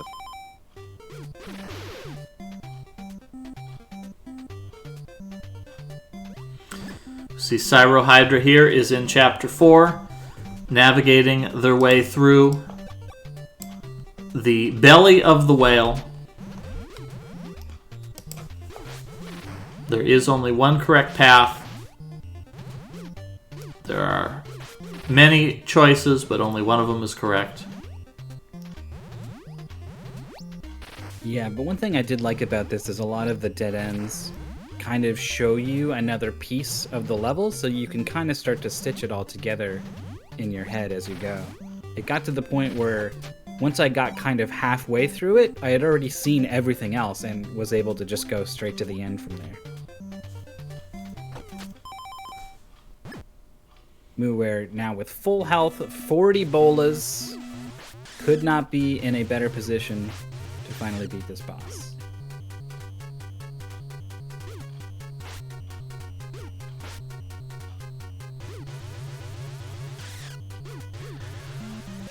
Oh, taking the opportunity to use the yo-yo a little bit. It's taking some damage in return, but is saving ammunition. Really doesn't need to at this point. Yeah, the boss is almost dead here. He gets the kill. A mostly yo-yo based kill. I don't think I've ever seen that before. Yeah, a couple of people had some trouble with the lava platforming. The tiles that sink instantly were a challenge for, I think, Pika Pals had some trouble with them as well. Alright, we're in the last room. There we go. Alright, Muware gets it.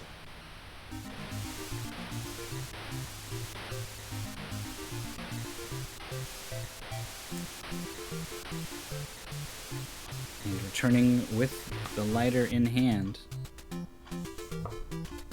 is Cyrohydra. It's getting smokier. Smoking is bad for your whales. Don't let your whales smoke. Here we go. So, an hour and 40 minutes into the race, Muware has finally completed the first dungeon.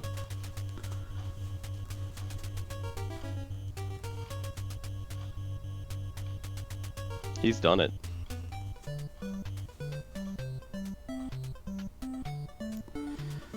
We've got Cyrohydra stepping in here to talk to Navcom. It says input frequency. Alright, they read the letter and they figured it out. Just got to figure out which button they're supposed to push. That's true. It is kind of a unique menu in the game. I don't think you ever do anything like this elsewhere. I think you push right. You think you're gonna do it with the dolphin earlier, but you don't. Why would you give the dolphin a frequency? Well, because the dolphin gives you a frequency or something like that. There's like a password you're given. You think you're gonna have to input it, but it just does it automatically. Have you? What? It's not the dolphin, but in the chapter with the dolphin, yeah, you get a code, and it just goes into your inventory as an ID. Something to do with the dolphins. All right, so with that, the idea of this dolphin will take you to safety, but only if you can communicate the coordinates you wish to travel. You gotta set your beeps and your boops to the right frequency so the dolphin understands it. It's Echo the Dolphin, where he's got to get like the magic code that gets rid of the crystal, and he has to know exactly the frequency to squeak at. Exactly.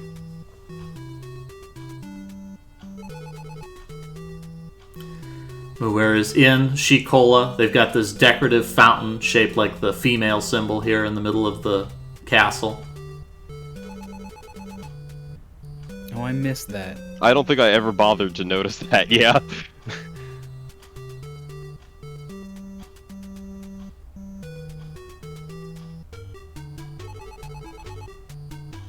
You're a super girl.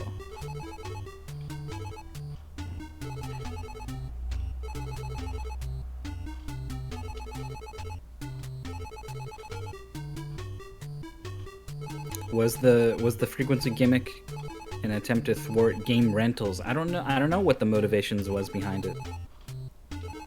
Yeah, there was a couple of speculations on that. It could have been a matter to thwart rentals. It could have thwarted piracy. Myth threw out the idea that maybe they just thought it was cool, that it was sort of here's a game we're only going to release for a North American audience. Let's put something weird in it that, makes it a little more physical. I mean, you've had games in the past that they would give you a map with the game that you would use, but this is sort of a different idea. Cyro Hydra is going to give us a genuine question, unlike the ingenuine questions that we normally get.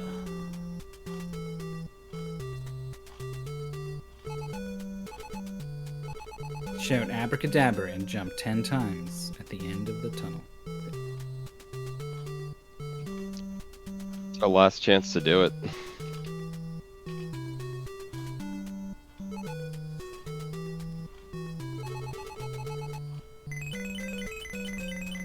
Like Startropics 1. It's a fun game.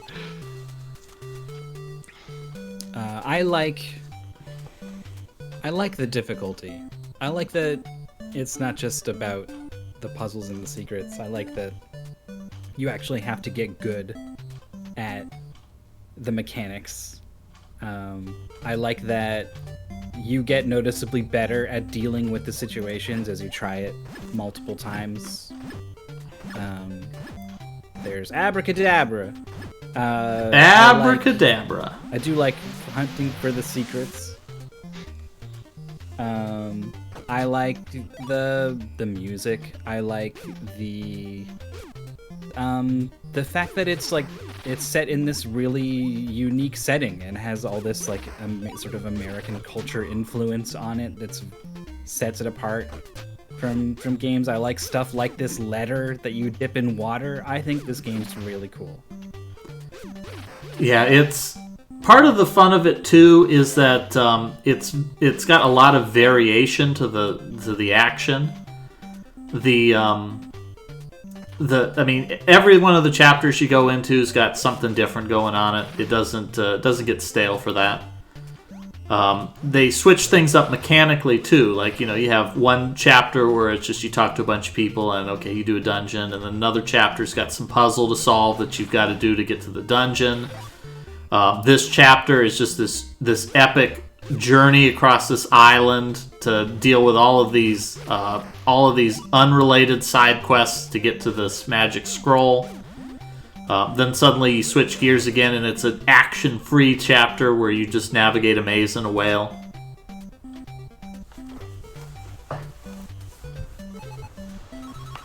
Alright, so after struggling for an hour and a half on the first dungeon, Muir completes the second dungeon in 5 minutes. We talked before, this chapter has 5 dungeons total in it. The full game has 13 chapters in it, so 1/3 of the dungeons in the game are in this chapter alone. And this chapter has 5 dungeons. The next most dungeons in a chapter is 2. No other chapter has more than 2 dungeons in it. So just a really kind of a strange idea to just make this one chapter have so much more content than the rest. I wonder if at some point during game design they originally had this idea that everything was just this one overarching world, and that changed later. Because with the heart container that's there, maybe there was a concept that this game would be all one big game, you know? Mm-hmm.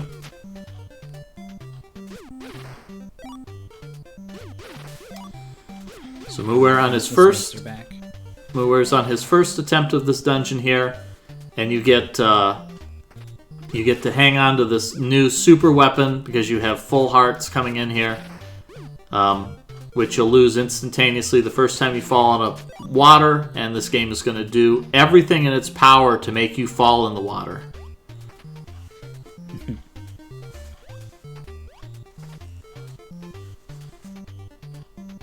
Really Alright, fun to get another shot at these horrible skill ostriches with your shooting star this time. Instead of 5 hits, they go down in 3. And you can do it from so much farther away.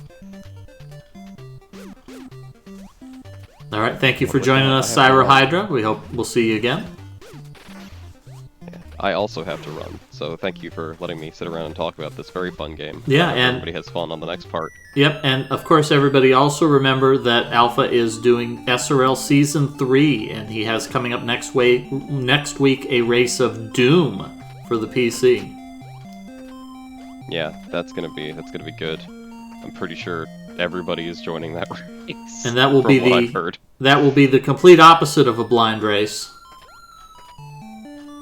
Yeah, well, not the complete opposite. A lot of the players will only have had 2 weeks to learn how to speedrun the game, so it ends up in this kind of in-between place where that's clearly not enough time to master the game, so you've got to figure out sometimes some easier strategies that are the only thing you can make work, stuff like that.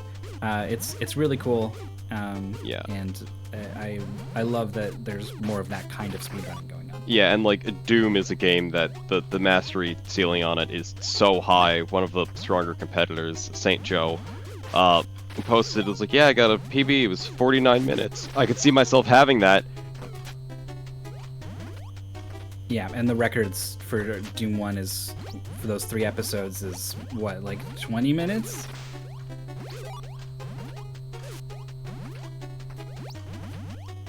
So we got this muddy, and it looks like Muware. See, all the players were just so used to ignoring this thing that when it finally came time to turn around and face it and kill it, it took the players a while to kind of cotton on to it. All right, Muware wisely hesitates here. Whoops.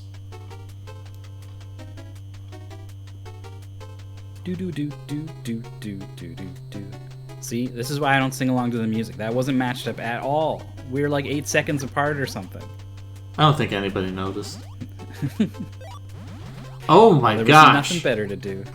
All right, Muware taking his life in his own hands, but managing to get that hearts. That's gonna give him the shooting star for the last little bit of this dungeon.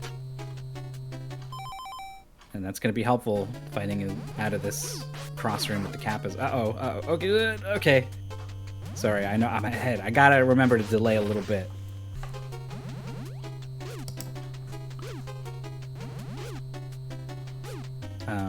But yeah, we talked about this a lot last race, but one of the scariest things that an enemy can do is just kind of approach you on a diagonal, because then none of your attacks can hit it.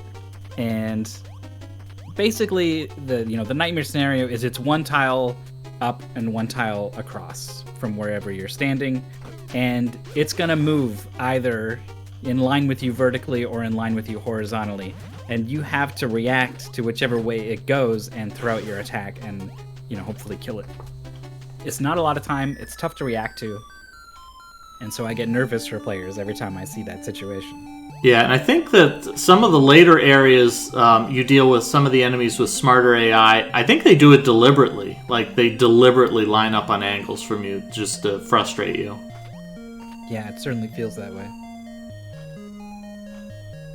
Yeah, the well-known North American Kappa. Oh!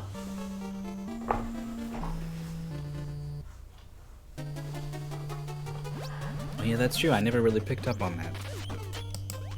They put the quintessential Japanese folklore monster into the very American folklore game. Thankfully, it still reads as like, oh, it's a scary water monster. I mean, we say North American folklore game. I feel like this isn't really a North American folklore game. If we wanted to do North American folklore, we'd be like hunting down Bigfoots, and there'd be like a Jersey Devil running around here. Maybe go for some chupacabras if you wanted to count Mexico in there. Yeah, folklore's not the right word. Culture, I guess. There's a bit of history in there, even if it's just like a couple dates and a one particular figure.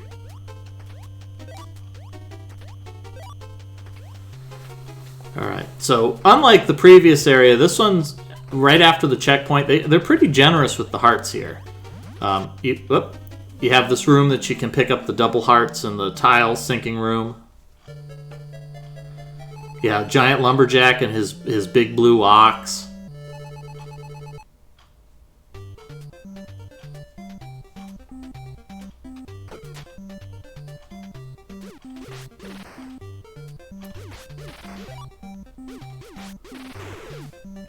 I was kind of hoping Mooware, after struggling so hard with the first dungeon, would literally just walk through the remaining dungeons for the entire rest of the race, but did get caught by the lava, which we saw was a problem for a number of racers.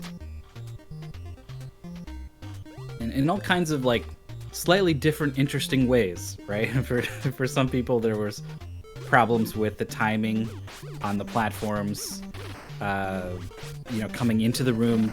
For some people, there was problems with the platforms that drop away when you jump on them. The combination of those two things, the 3 platforms in a row that require a really good opening jump in order to complete all 3 of them. Just a number of ways that these can be a problem, and everyone found eventually, I think, basically all those ways. Who hesitated, thought maybe I do want that star, only for it to disappear right when he decided he wanted it. Thinking about it, feeling like if there was a block right there, it would bridge the gap from here to there, and are they gonna go for it? There we go. And you get some bolas. The bolas being pretty useful weapons. I mean, they have infinite range, pretty strong. Infernal Translator asking, what kind of Canadian cryptids could there be? I've got bad news for you. Canada doesn't have much of a culture on its own. We steal everything from the States and other places, so well, you're literally cannot think of a single one. You're forgetting the moose, the majestic moose. A massive creature so powerful that it's said that if an automobile crashes with it, that the automobile will be destroyed, but the moose will not. No creature like that could actually exist. Yeah, we put up the signs, like moose crossing, as just sort of like a spiritual ward, really. No one expects an actual moose to be a problem, right? But it provides a peace of mind to the locals to see those signs.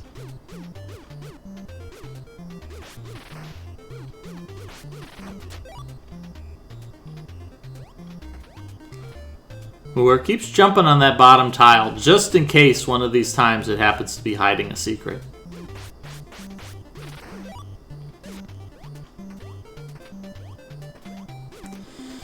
Now, of course, another thing we've got going in here, Muir is our last racer to get this far, but Muir doesn't actually know what's going on here. I mean, seen other people playing, seen the other racers having various levels of difficulty, so Muir is going into this dungeon not really knowing what to expect.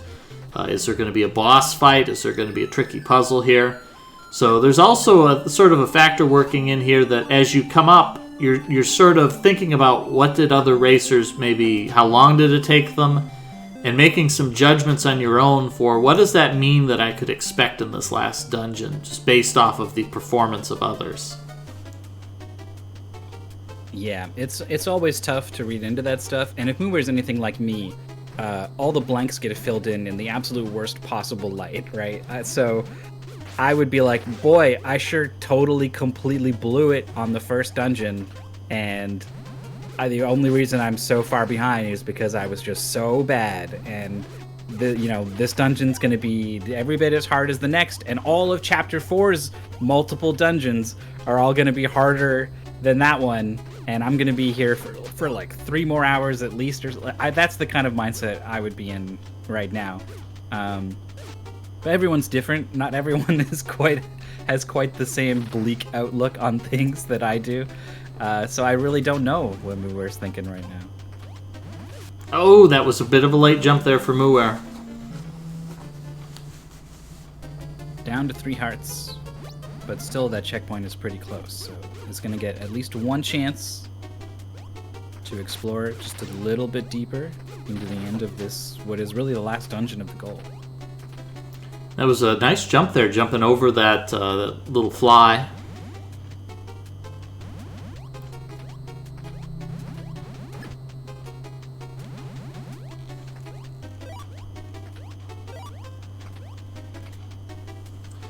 Yeah, not Sid in the chat commenting on the score for the game. I think we talked about that in the previous race. That the way that the score is set up is that you do lose points if you hit enemies, hit the more enemies. So if you wanted to get an optimal score, you would have to identify the correct number of enemies to kill in each dungeon in order to maximize that score. The fewer points you have in a dungeon, the more drops will appear. That's interesting. I didn't know that. Yeah, that's something that might really matter to our players in a blind race. And so to get the less points, you just need to kill more enemies. So killing enemies for drops is going to eventually lead to them having a higher drop rate. So there's almost a snowball effect to farming. That's really interesting. Yeah, that's an important detail. That would have been a helpful thing to maybe put in the paste bin to kind of reassure players that, hey, if you're struggling with a dungeon, you know, it's sort of an adaptive difficulty, that it's going to start giving you more power-ups as a compensation.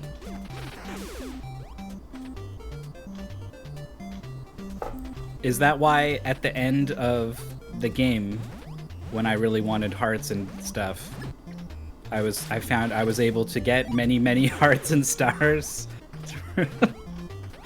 Oh, that might be. Yeah, that could be an interesting detail. I never thought about that. That's interesting. It was definitely far from my first try by the time I finally finished that. Alright, 5 hearts, 3 lives. Moore's looking pretty good. A handful of bolas. That's a lot of bolas. I feel like you're trying to hold 40 different bolas. They're gonna get tangled, right? No way. Like, I can put 2 wires into a junk drawer, and those 2 wires become one mess. Try to tell me you can hold 40 bolas and pull each of them out? No problem? No way. Legendary damage reduction that can happen. Got some Startropics experts in here dropping some of this secret lore.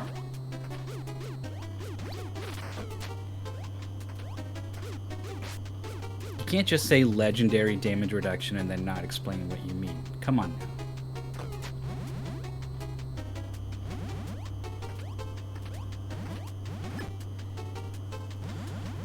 Yeah, so I think something that's hurting Muware here is Muware is very clearly not doing input buffering on these jumps, and I think that's going to hurt a bit, making it difficult to maintain their speed. Oh?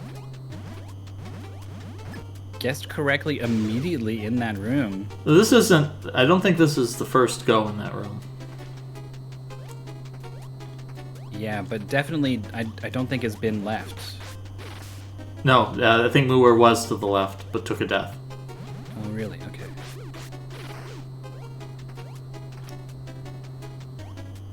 And now this is strange. The kappa that opens the way spawns on the right side of the room, and Muware was over... Oh, okay, never mind. It was over there. So I guess it's one particular enemy, but that enemy can spawn in, you know, anywhere in the room? Yeah, I think in the speedrun they... Oh, God. I think in the speedrun they have a little bit of a manipulation to try to get that enemy to spawn in the right spot. These green enemies have done a ton of damage to Muware, and they're no joke. They go so fast that if you hesitate even a little bit at the wrong moment, they will get you.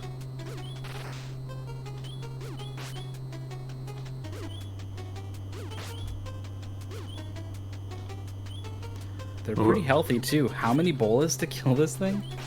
5 bolas, I think? Wow. Okay, one more room down.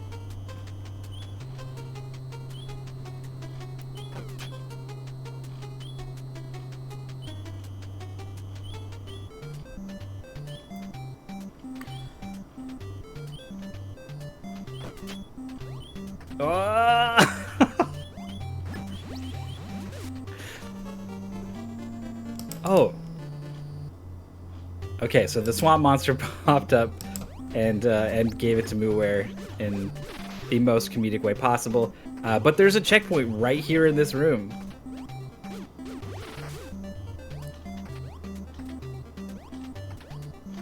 Has 2 lives to figure out the final secret of the dungeon. Uh-oh. Gotta mash this thing down. Oh boy. Yeah, it was kind of a mistake to stand there in the dead end. Yeah, I wonder if Muir was like, okay, let me just keep my distance and study this thing from afar and see how it moves. And then found out, oh, it moves towards me.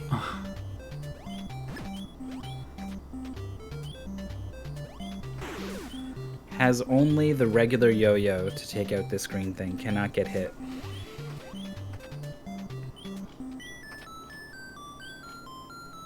Yeah, I would say a pretty reasonable assumption to think that he was too big to fit into the 1-tile hallway.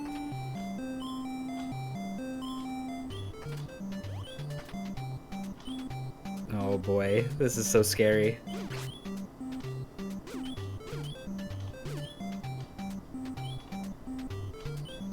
We're also hearing the okay. I don't know exactly what the right play was there, but I can confidently say that was not the right play. Yeah, the trick with them is when you're in that situation, if you want to play it safe, you just stand off to the side. If you hit them when they're a little bit off of the tile, they'll move onto the next tile, and that'll give you an opportunity to move out of the way. Really, you want to get here with some weapons. We're checking here for some secret passages. Not a bad move. Yeah, that's a great mindset to have, especially for this part of the dungeon. Wait, hold on. Does that thing hit for 1.5 hearts damage? It hurts bad, yes. Ouch. Oh, it sure does. But that extra heart Muware picked up is proving to be a difference breaker. Has sort of hit that break point to live those 2 hits.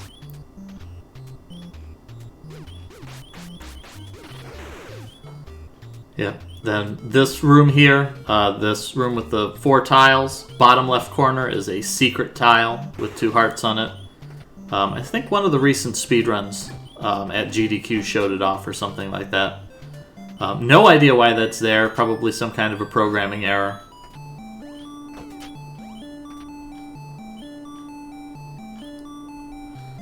This room is mighty suspicious, says Muware.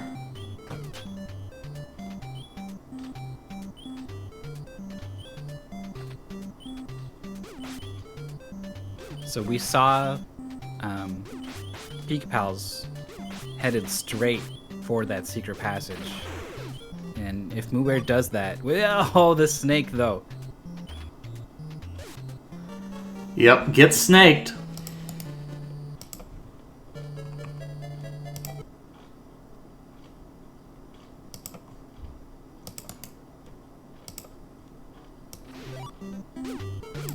So there is no big boss in this dungeon, but it's got a steady sort of pace to it. There's a lot of rooms where it's easy to get hit once or twice, and it just kind of wears you down.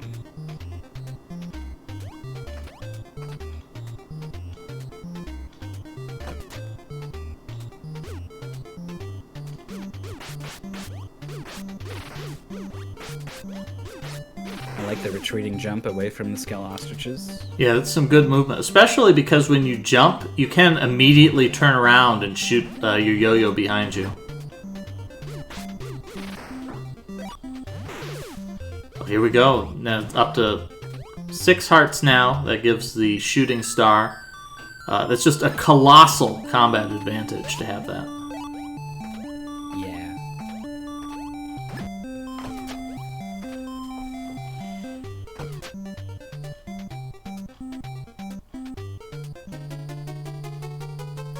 So, no hits for the first, I'm going to call it third of the dungeon.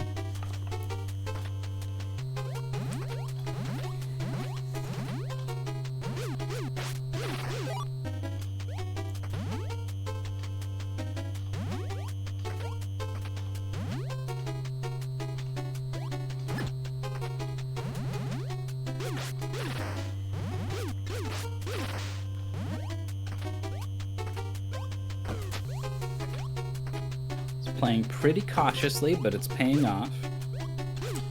Makes it to the checkpoint room.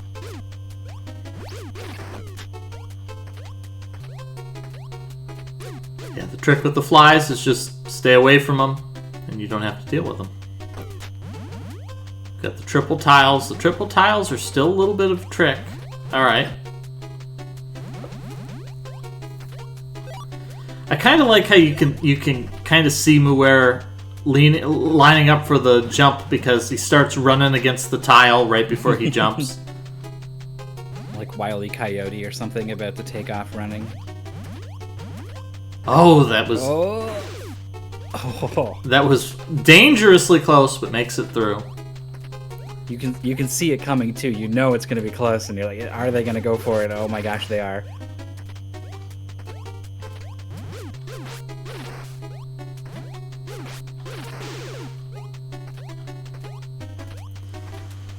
That's 2/3 of the dungeon almost out. Yeah, I forgot. We've got this room. We've got to deal with these guys. Yeah, but a really, really big advantage. Well, it was a big advantage to have the shooting star against these guys. I would break out those bolas. Yeah. Yeah, that's also not a bad strategy here to just jump over them. Mm-hmm. We saw Draconic Dawn doing some of this. It's a little bit scary because they start to kind of come back at you, and it's kind of unclear how long they're going to charge back and forth. They do kind of just stop eventually, so you might find yourself jumping over a charge that doesn't come, and then you land, and now maybe you're vulnerable to another charge. But I think it's probably overall the thing I would do compared to trying to dodge one row to the side or whatever. That kind of movement is just really tricky with the way the engine works. Muir kills a muddy, and then another one immediately spawns.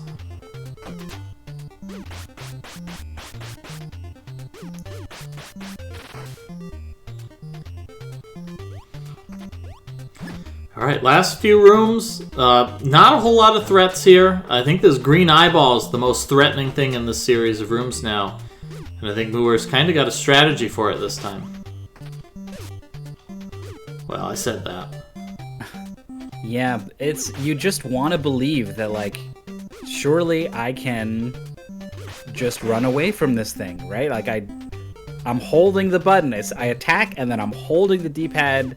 And of course, if I am this prepared, I will surely be able to dodge. And then just no, it is so fast, and there is just too much starting lag for you to actually start moving that you still get caught.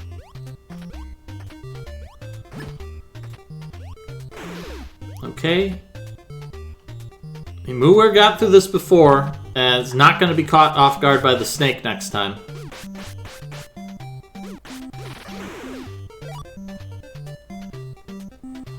Oh, the 5th star for 1 extra heart. There's the snake, and they are going to keep going. So, we're going to see a couple more fights against a couple more enemies, but this is still doable.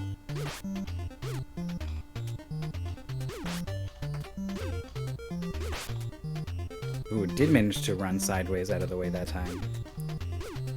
Yeah, although you have to be careful because if you take a half step and you hit the direction too quick, you'll take a half step forward and a half step back, and you'll just wind up right back on the tile you thought you were running away from.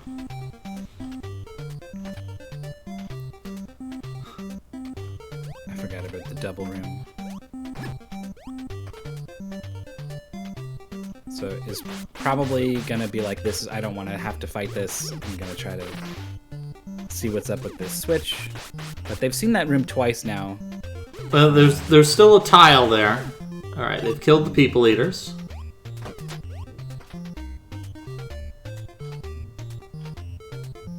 Not even gonna look. They've gone in a complete circle now. Mm-hmm. So they know there's something important in here.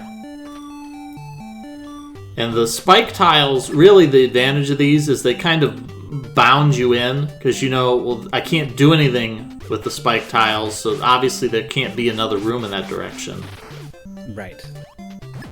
And they kind of paint a picture of this one room as being part of the 8 other rooms, right? And there's something in the center, and boy, it sure looks important. Alright, all the entrances are open now. Oh god, Muir, why would you fight this?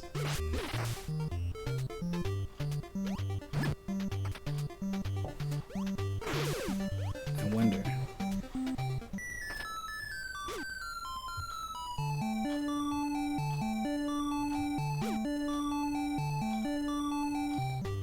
Maybe they didn't properly, rub up against all of the walls to confirm that, the secret passage they're looking for was not there.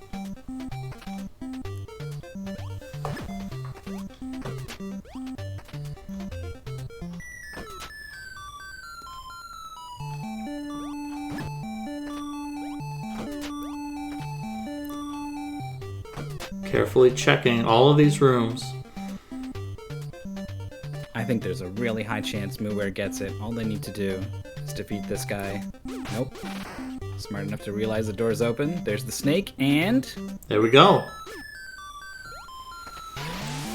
A lot less hesitation to jump on that fountain than our other players. And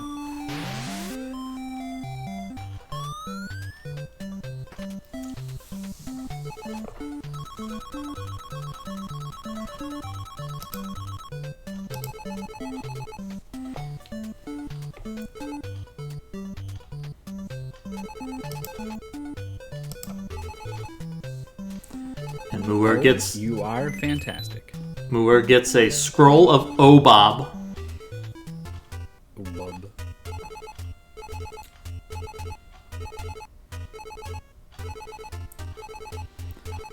Yeah, for some reason it takes a lot less effort getting all the way back to the village than it did getting there in the first place.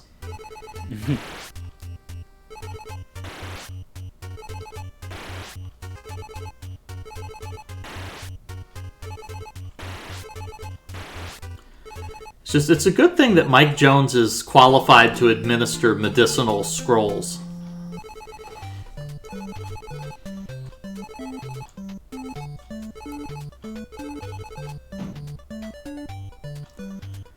This little remote island village where the elder wears a grass skirt is apparently completely equipped to repair a submarine.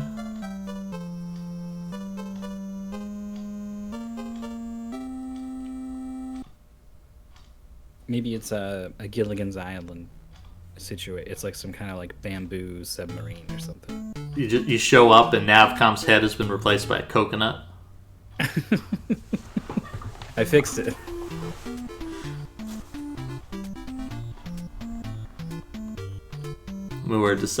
So this chapter starts you off where you just go whichever direction you want. You are now at chapter 4. I think Muir was hoping for a little bit more direction than what chapter they're currently on. Yeah. How interesting. The sub starts facing right, so I just kept going right. Yeah, I think that's supposed to be sort of the hint. That island is not very big. I think it's about to be on screen, and maybe it's a little bit lower at this point. Yeah, so this... most of the chapters where you have the submarine, they're programmed so that if you go in one direction indefinitely, it just scrolls.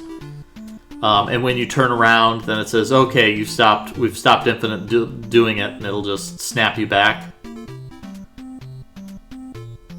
I did not foresee this being a potential problem, but I think the island is very far south and a little bit east right now, but I'm not sure. No, Muir definitely doesn't know. I think basically it's going to be at any given point, Muir is going to be like, if you imagine a 3x3 grid, The island will always be in the middle of the 3x3 grid, and if you just go too far north or too far south, you kind of stick to that bottom row. If Muir goes down and right, he will eventually spot the island.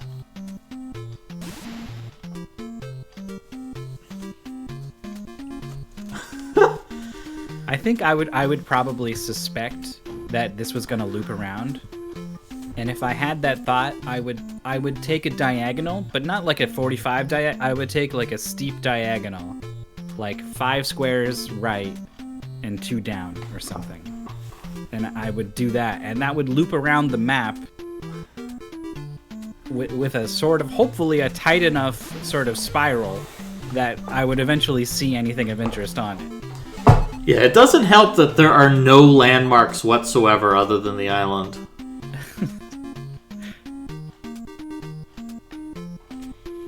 Yeah, if Muir keeps moving in straight lines like this, you're never going to find the island. This is where you're like, is my game soft locked? Is this working properly? Yeah. Maybe he's reading the letter at this point out of desperation. I'm not sure.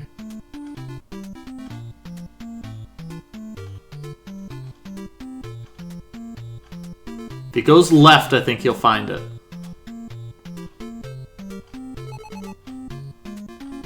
I've completely lost track of where the island could be. But any effort on my part to do it, there would be all these tiny little inaccuracies, and they will have built up at this point to just totally throw off any of my intuition. This is an unfortunate situation that's occurred.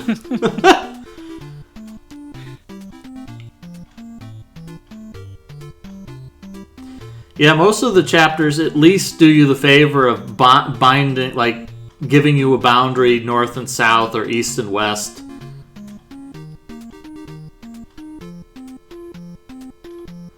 Yeah, so right now Muir is in the farthest southwest corner, so it's got to go north and east at pretty much like a diagonal to find the island.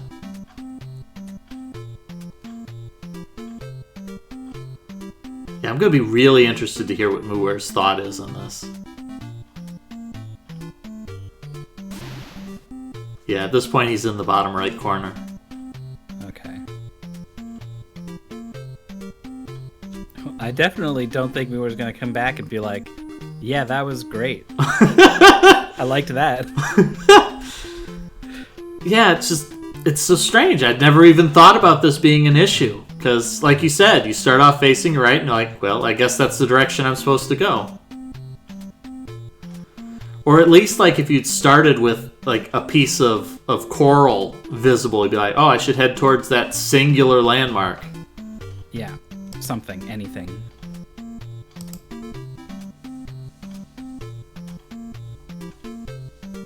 Oh, I guess I should have my eyes on Ray's chat. Yeah, Muir has said simply, I'm lost.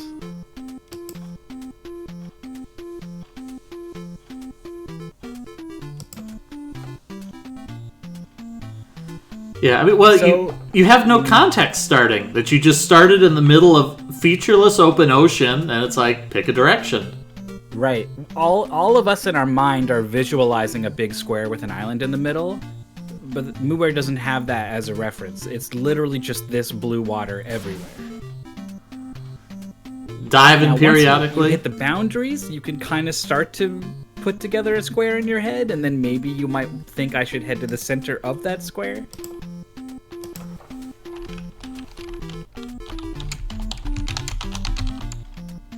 I cannot believe how big this ocean is.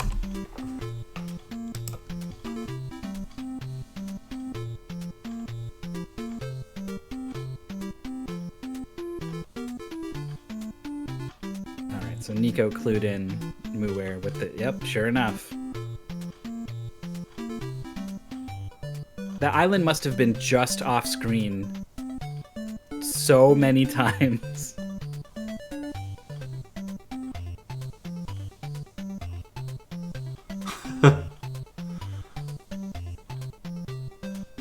Alright, well, we're playing the game again.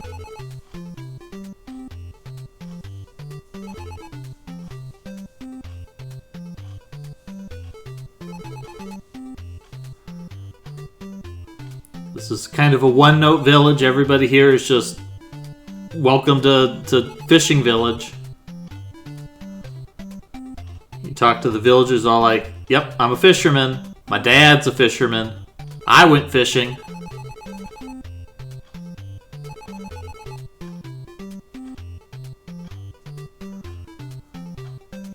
East Ocean. Alright, so I think that's a pretty decisive hit here. And I think the way it is now, once you hit that trigger, if you sail the sub to the east past a certain line, it always triggers.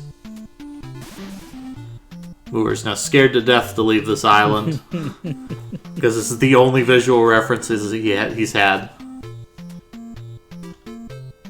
Getting lined up with the tail to make sure that he's heading due east, straight on.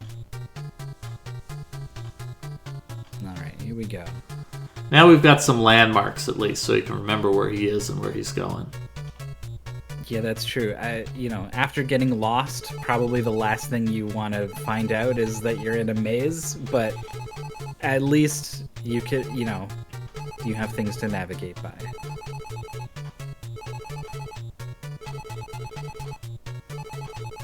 Babu looked to the Southern Cross, and it gave him the courage he needed to seek you out to reveal the fate of Dr. Jones.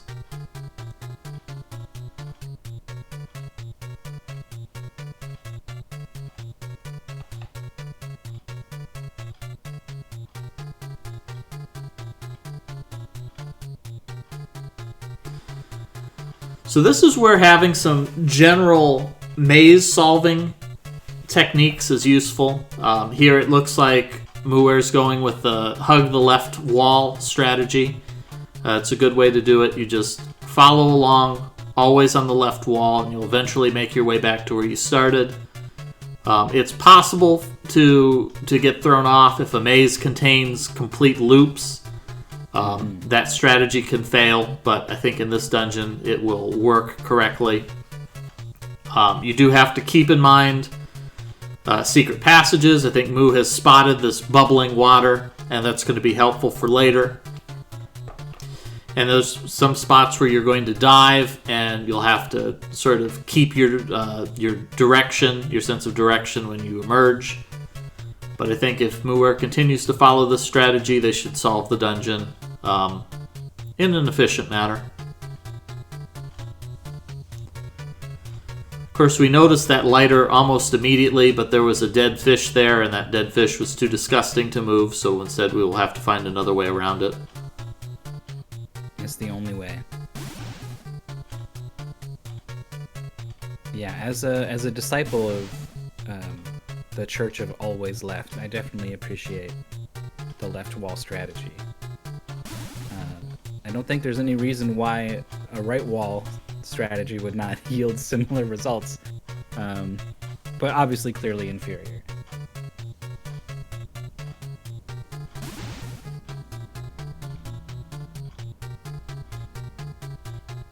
The left side is probably, even though it is sort of the dead end, it's one of the more helpful places to go first. It lets you see, the end point and a lot of the stuff around the end point, and really help you visualize what the last part of this is going to look like. Well, when you're going into this, I think there's also a little bit of confusion in that you think, well, I'm probably going to have an action stage here, so seeing the lighter is just laying on the ground sort of defines it for you. Say, oh, okay, well, it's just sitting on the ground. I just got to walk to it. Mm-hmm. Now, Muir's doing something really clever here. Muir saw the lighter on the left side of the dungeon and realized, oh, I have to take the submarine there. So he's correctly concluded, obviously, I can't leave the submarine and then somehow get back into it. So I guess I have to stay in my submarine until I find where I'm going. Mm-hmm. So this is going to save him some trouble.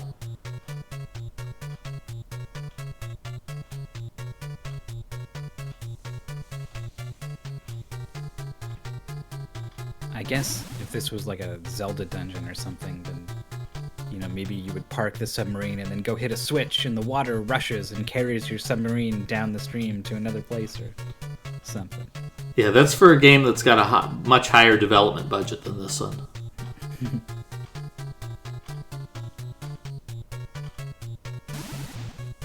Oop, Muir fell for the trap.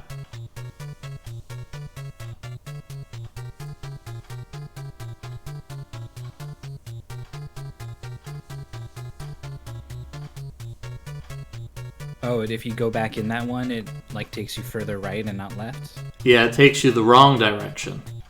Okay. But knows this thing is... Oh, wait, you know the thing is there. Come on, Muir. Uh-oh. I it's... think they might just be poking around. No, I think he forgot. Oh, no. It has been a week since the last time our players saw potentially those bubbles. I'm not even sure if they saw them, but sometimes you can just kind of guess correctly and get sucked through a wall and be like, oh, I guess that was what I'm supposed to do. And not realize the bubbles in the water indicate when that sort of thing is there.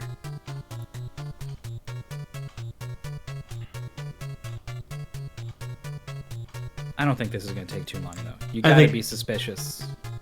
I think he's going to get back into the last room. He's going to poke around being suspicious, and the bubbles will show up. I think you have to be in the adjacent tile for them to appear. Oh, there it is. Okay. And that's going to take him right back to the start. I thought maybe having seen the lighter, it would all come together. Well, Muir falling for just about every last trick that the game had left in store before the end of this goal. Yeah, it's Startropics. We're going to get all of these delicious gameplay content.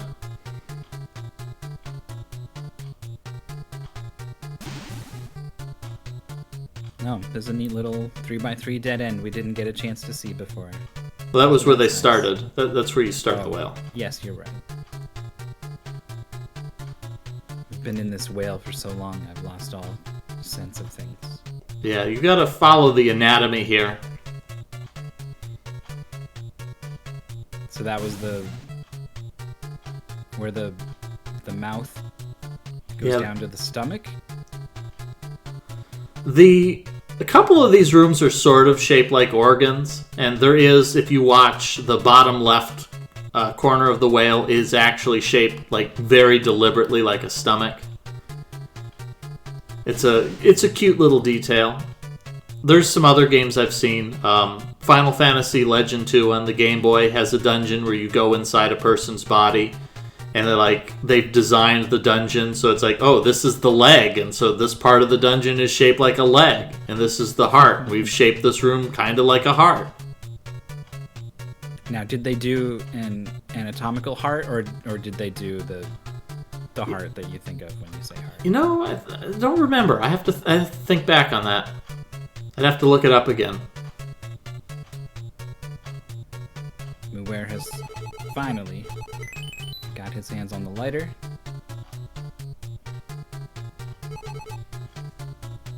Double checking. We are still on chapter 4.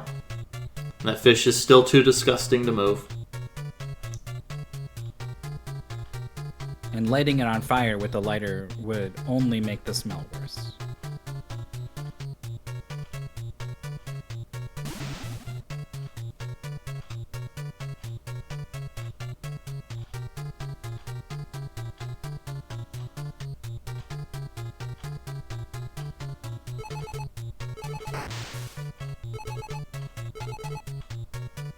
Mike, help, I've got smoke in my eyes. Yeah, that was the line. That line not having punctuation makes it better, in my opinion. Mike, help, I've got smoke in my eyes.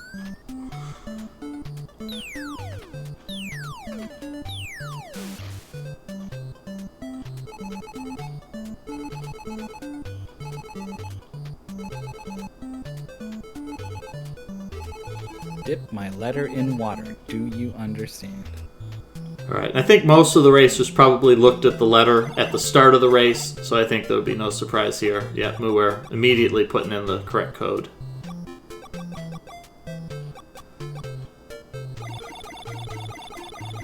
Now, a lot of the other codes were dates in American history. 747, the only thing I can think of is like the airplane. Yeah, 747 Boeing airliner. Yeah, I think that might be what they were thinking. And that's it. We have done it. We were finishing in with an SRL time of 2 hours, 32 minutes, 24 seconds. Last but not in the least, an excellent performance by all our racers. That was a very challenging chapter. A lot of puzzles early on. We probably won't be seeing as much. Muer's comment, I don't know why people like this game. From this point on, I think the game sort of takes a shift. We're going to start seeing a shift towards much more action than the puzzle solving as we move towards the last few chapters. But that's the end of today's broadcast. So we saw chapters 1, 2, 3, and 4 of Startropics so far. Next week we'll be back. We'll see chapters 5 and 6 as our players battle their way through more islands as they search for their uncle, Steve Jones. So that is... I don't know if we have anything else planned for this weekend on Mystery Funhouse. I think next week Roar might be planning to do more Argentinian video games. For those folks who joined us yesterday, we had a special event where we had a number of Argentinian game developers provided some codes for some games to play.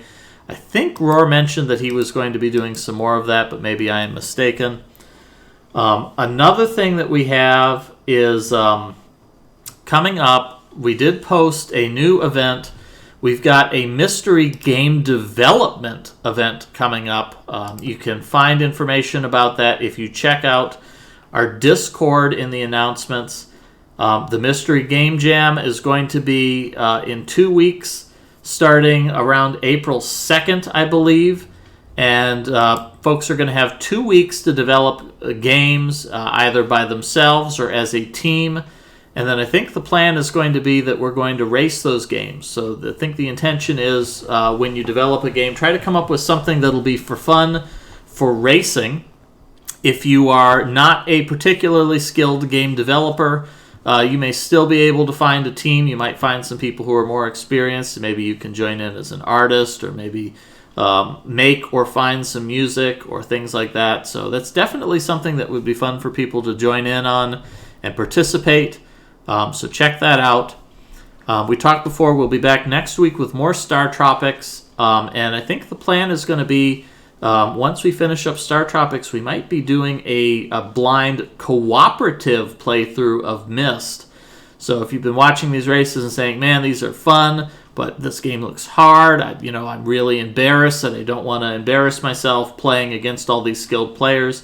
Well, this is an opportunity that you can twist that idea around, and you can join up, and everybody will cooperate. So everybody is just pooling all of their resources together to solve a puzzle game. So that may be fun.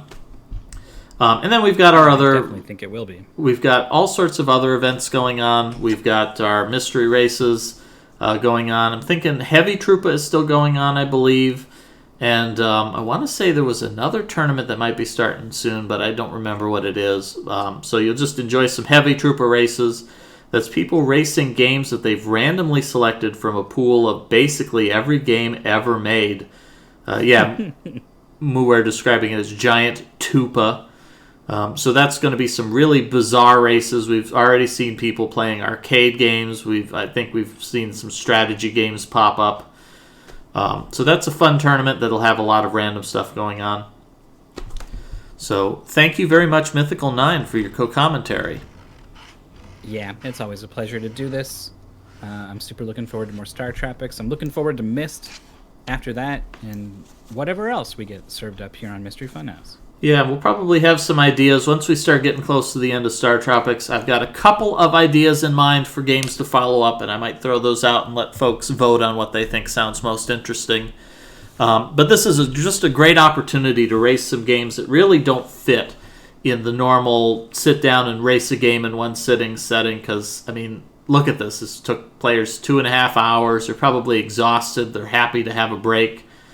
So this is a good opportunity to take a break, rest your mind for a while, chat with the other racers, get some strategy, and be ready to come at it fresh next week. Let's see what's going on Twitch, and let's find somebody that we can raid. Let's see what's going on. We've got Bug Doctors playing some Mega Man 8. We've got Jorf doing some Bowser Inside Story. Maybe we'll go pay a visit to Jorf doing a blind playthrough of Bowser's Inside Story for the Nintendo DS. Sounds good to me. Jorf, another excellent member of our mystery community, does a lot of blind playthroughs of things, and that's another channel that if you visit, you can see Mythical 9 hanging out sometimes, and the rest of the mystery crew. Every now and then, we'll play a game. All right, so thank you everybody for joining us. We hope to see you back here again on Mystery Funhouse next week when we play some more Startropics. It's always a mystery what you're going to see when you join up on this channel, but we hope you'll join us and we'll find out what it is together. Thank you for joining us for the race, and we hope we'll see you again here on Mystery Funhouse. Have a good night, folks.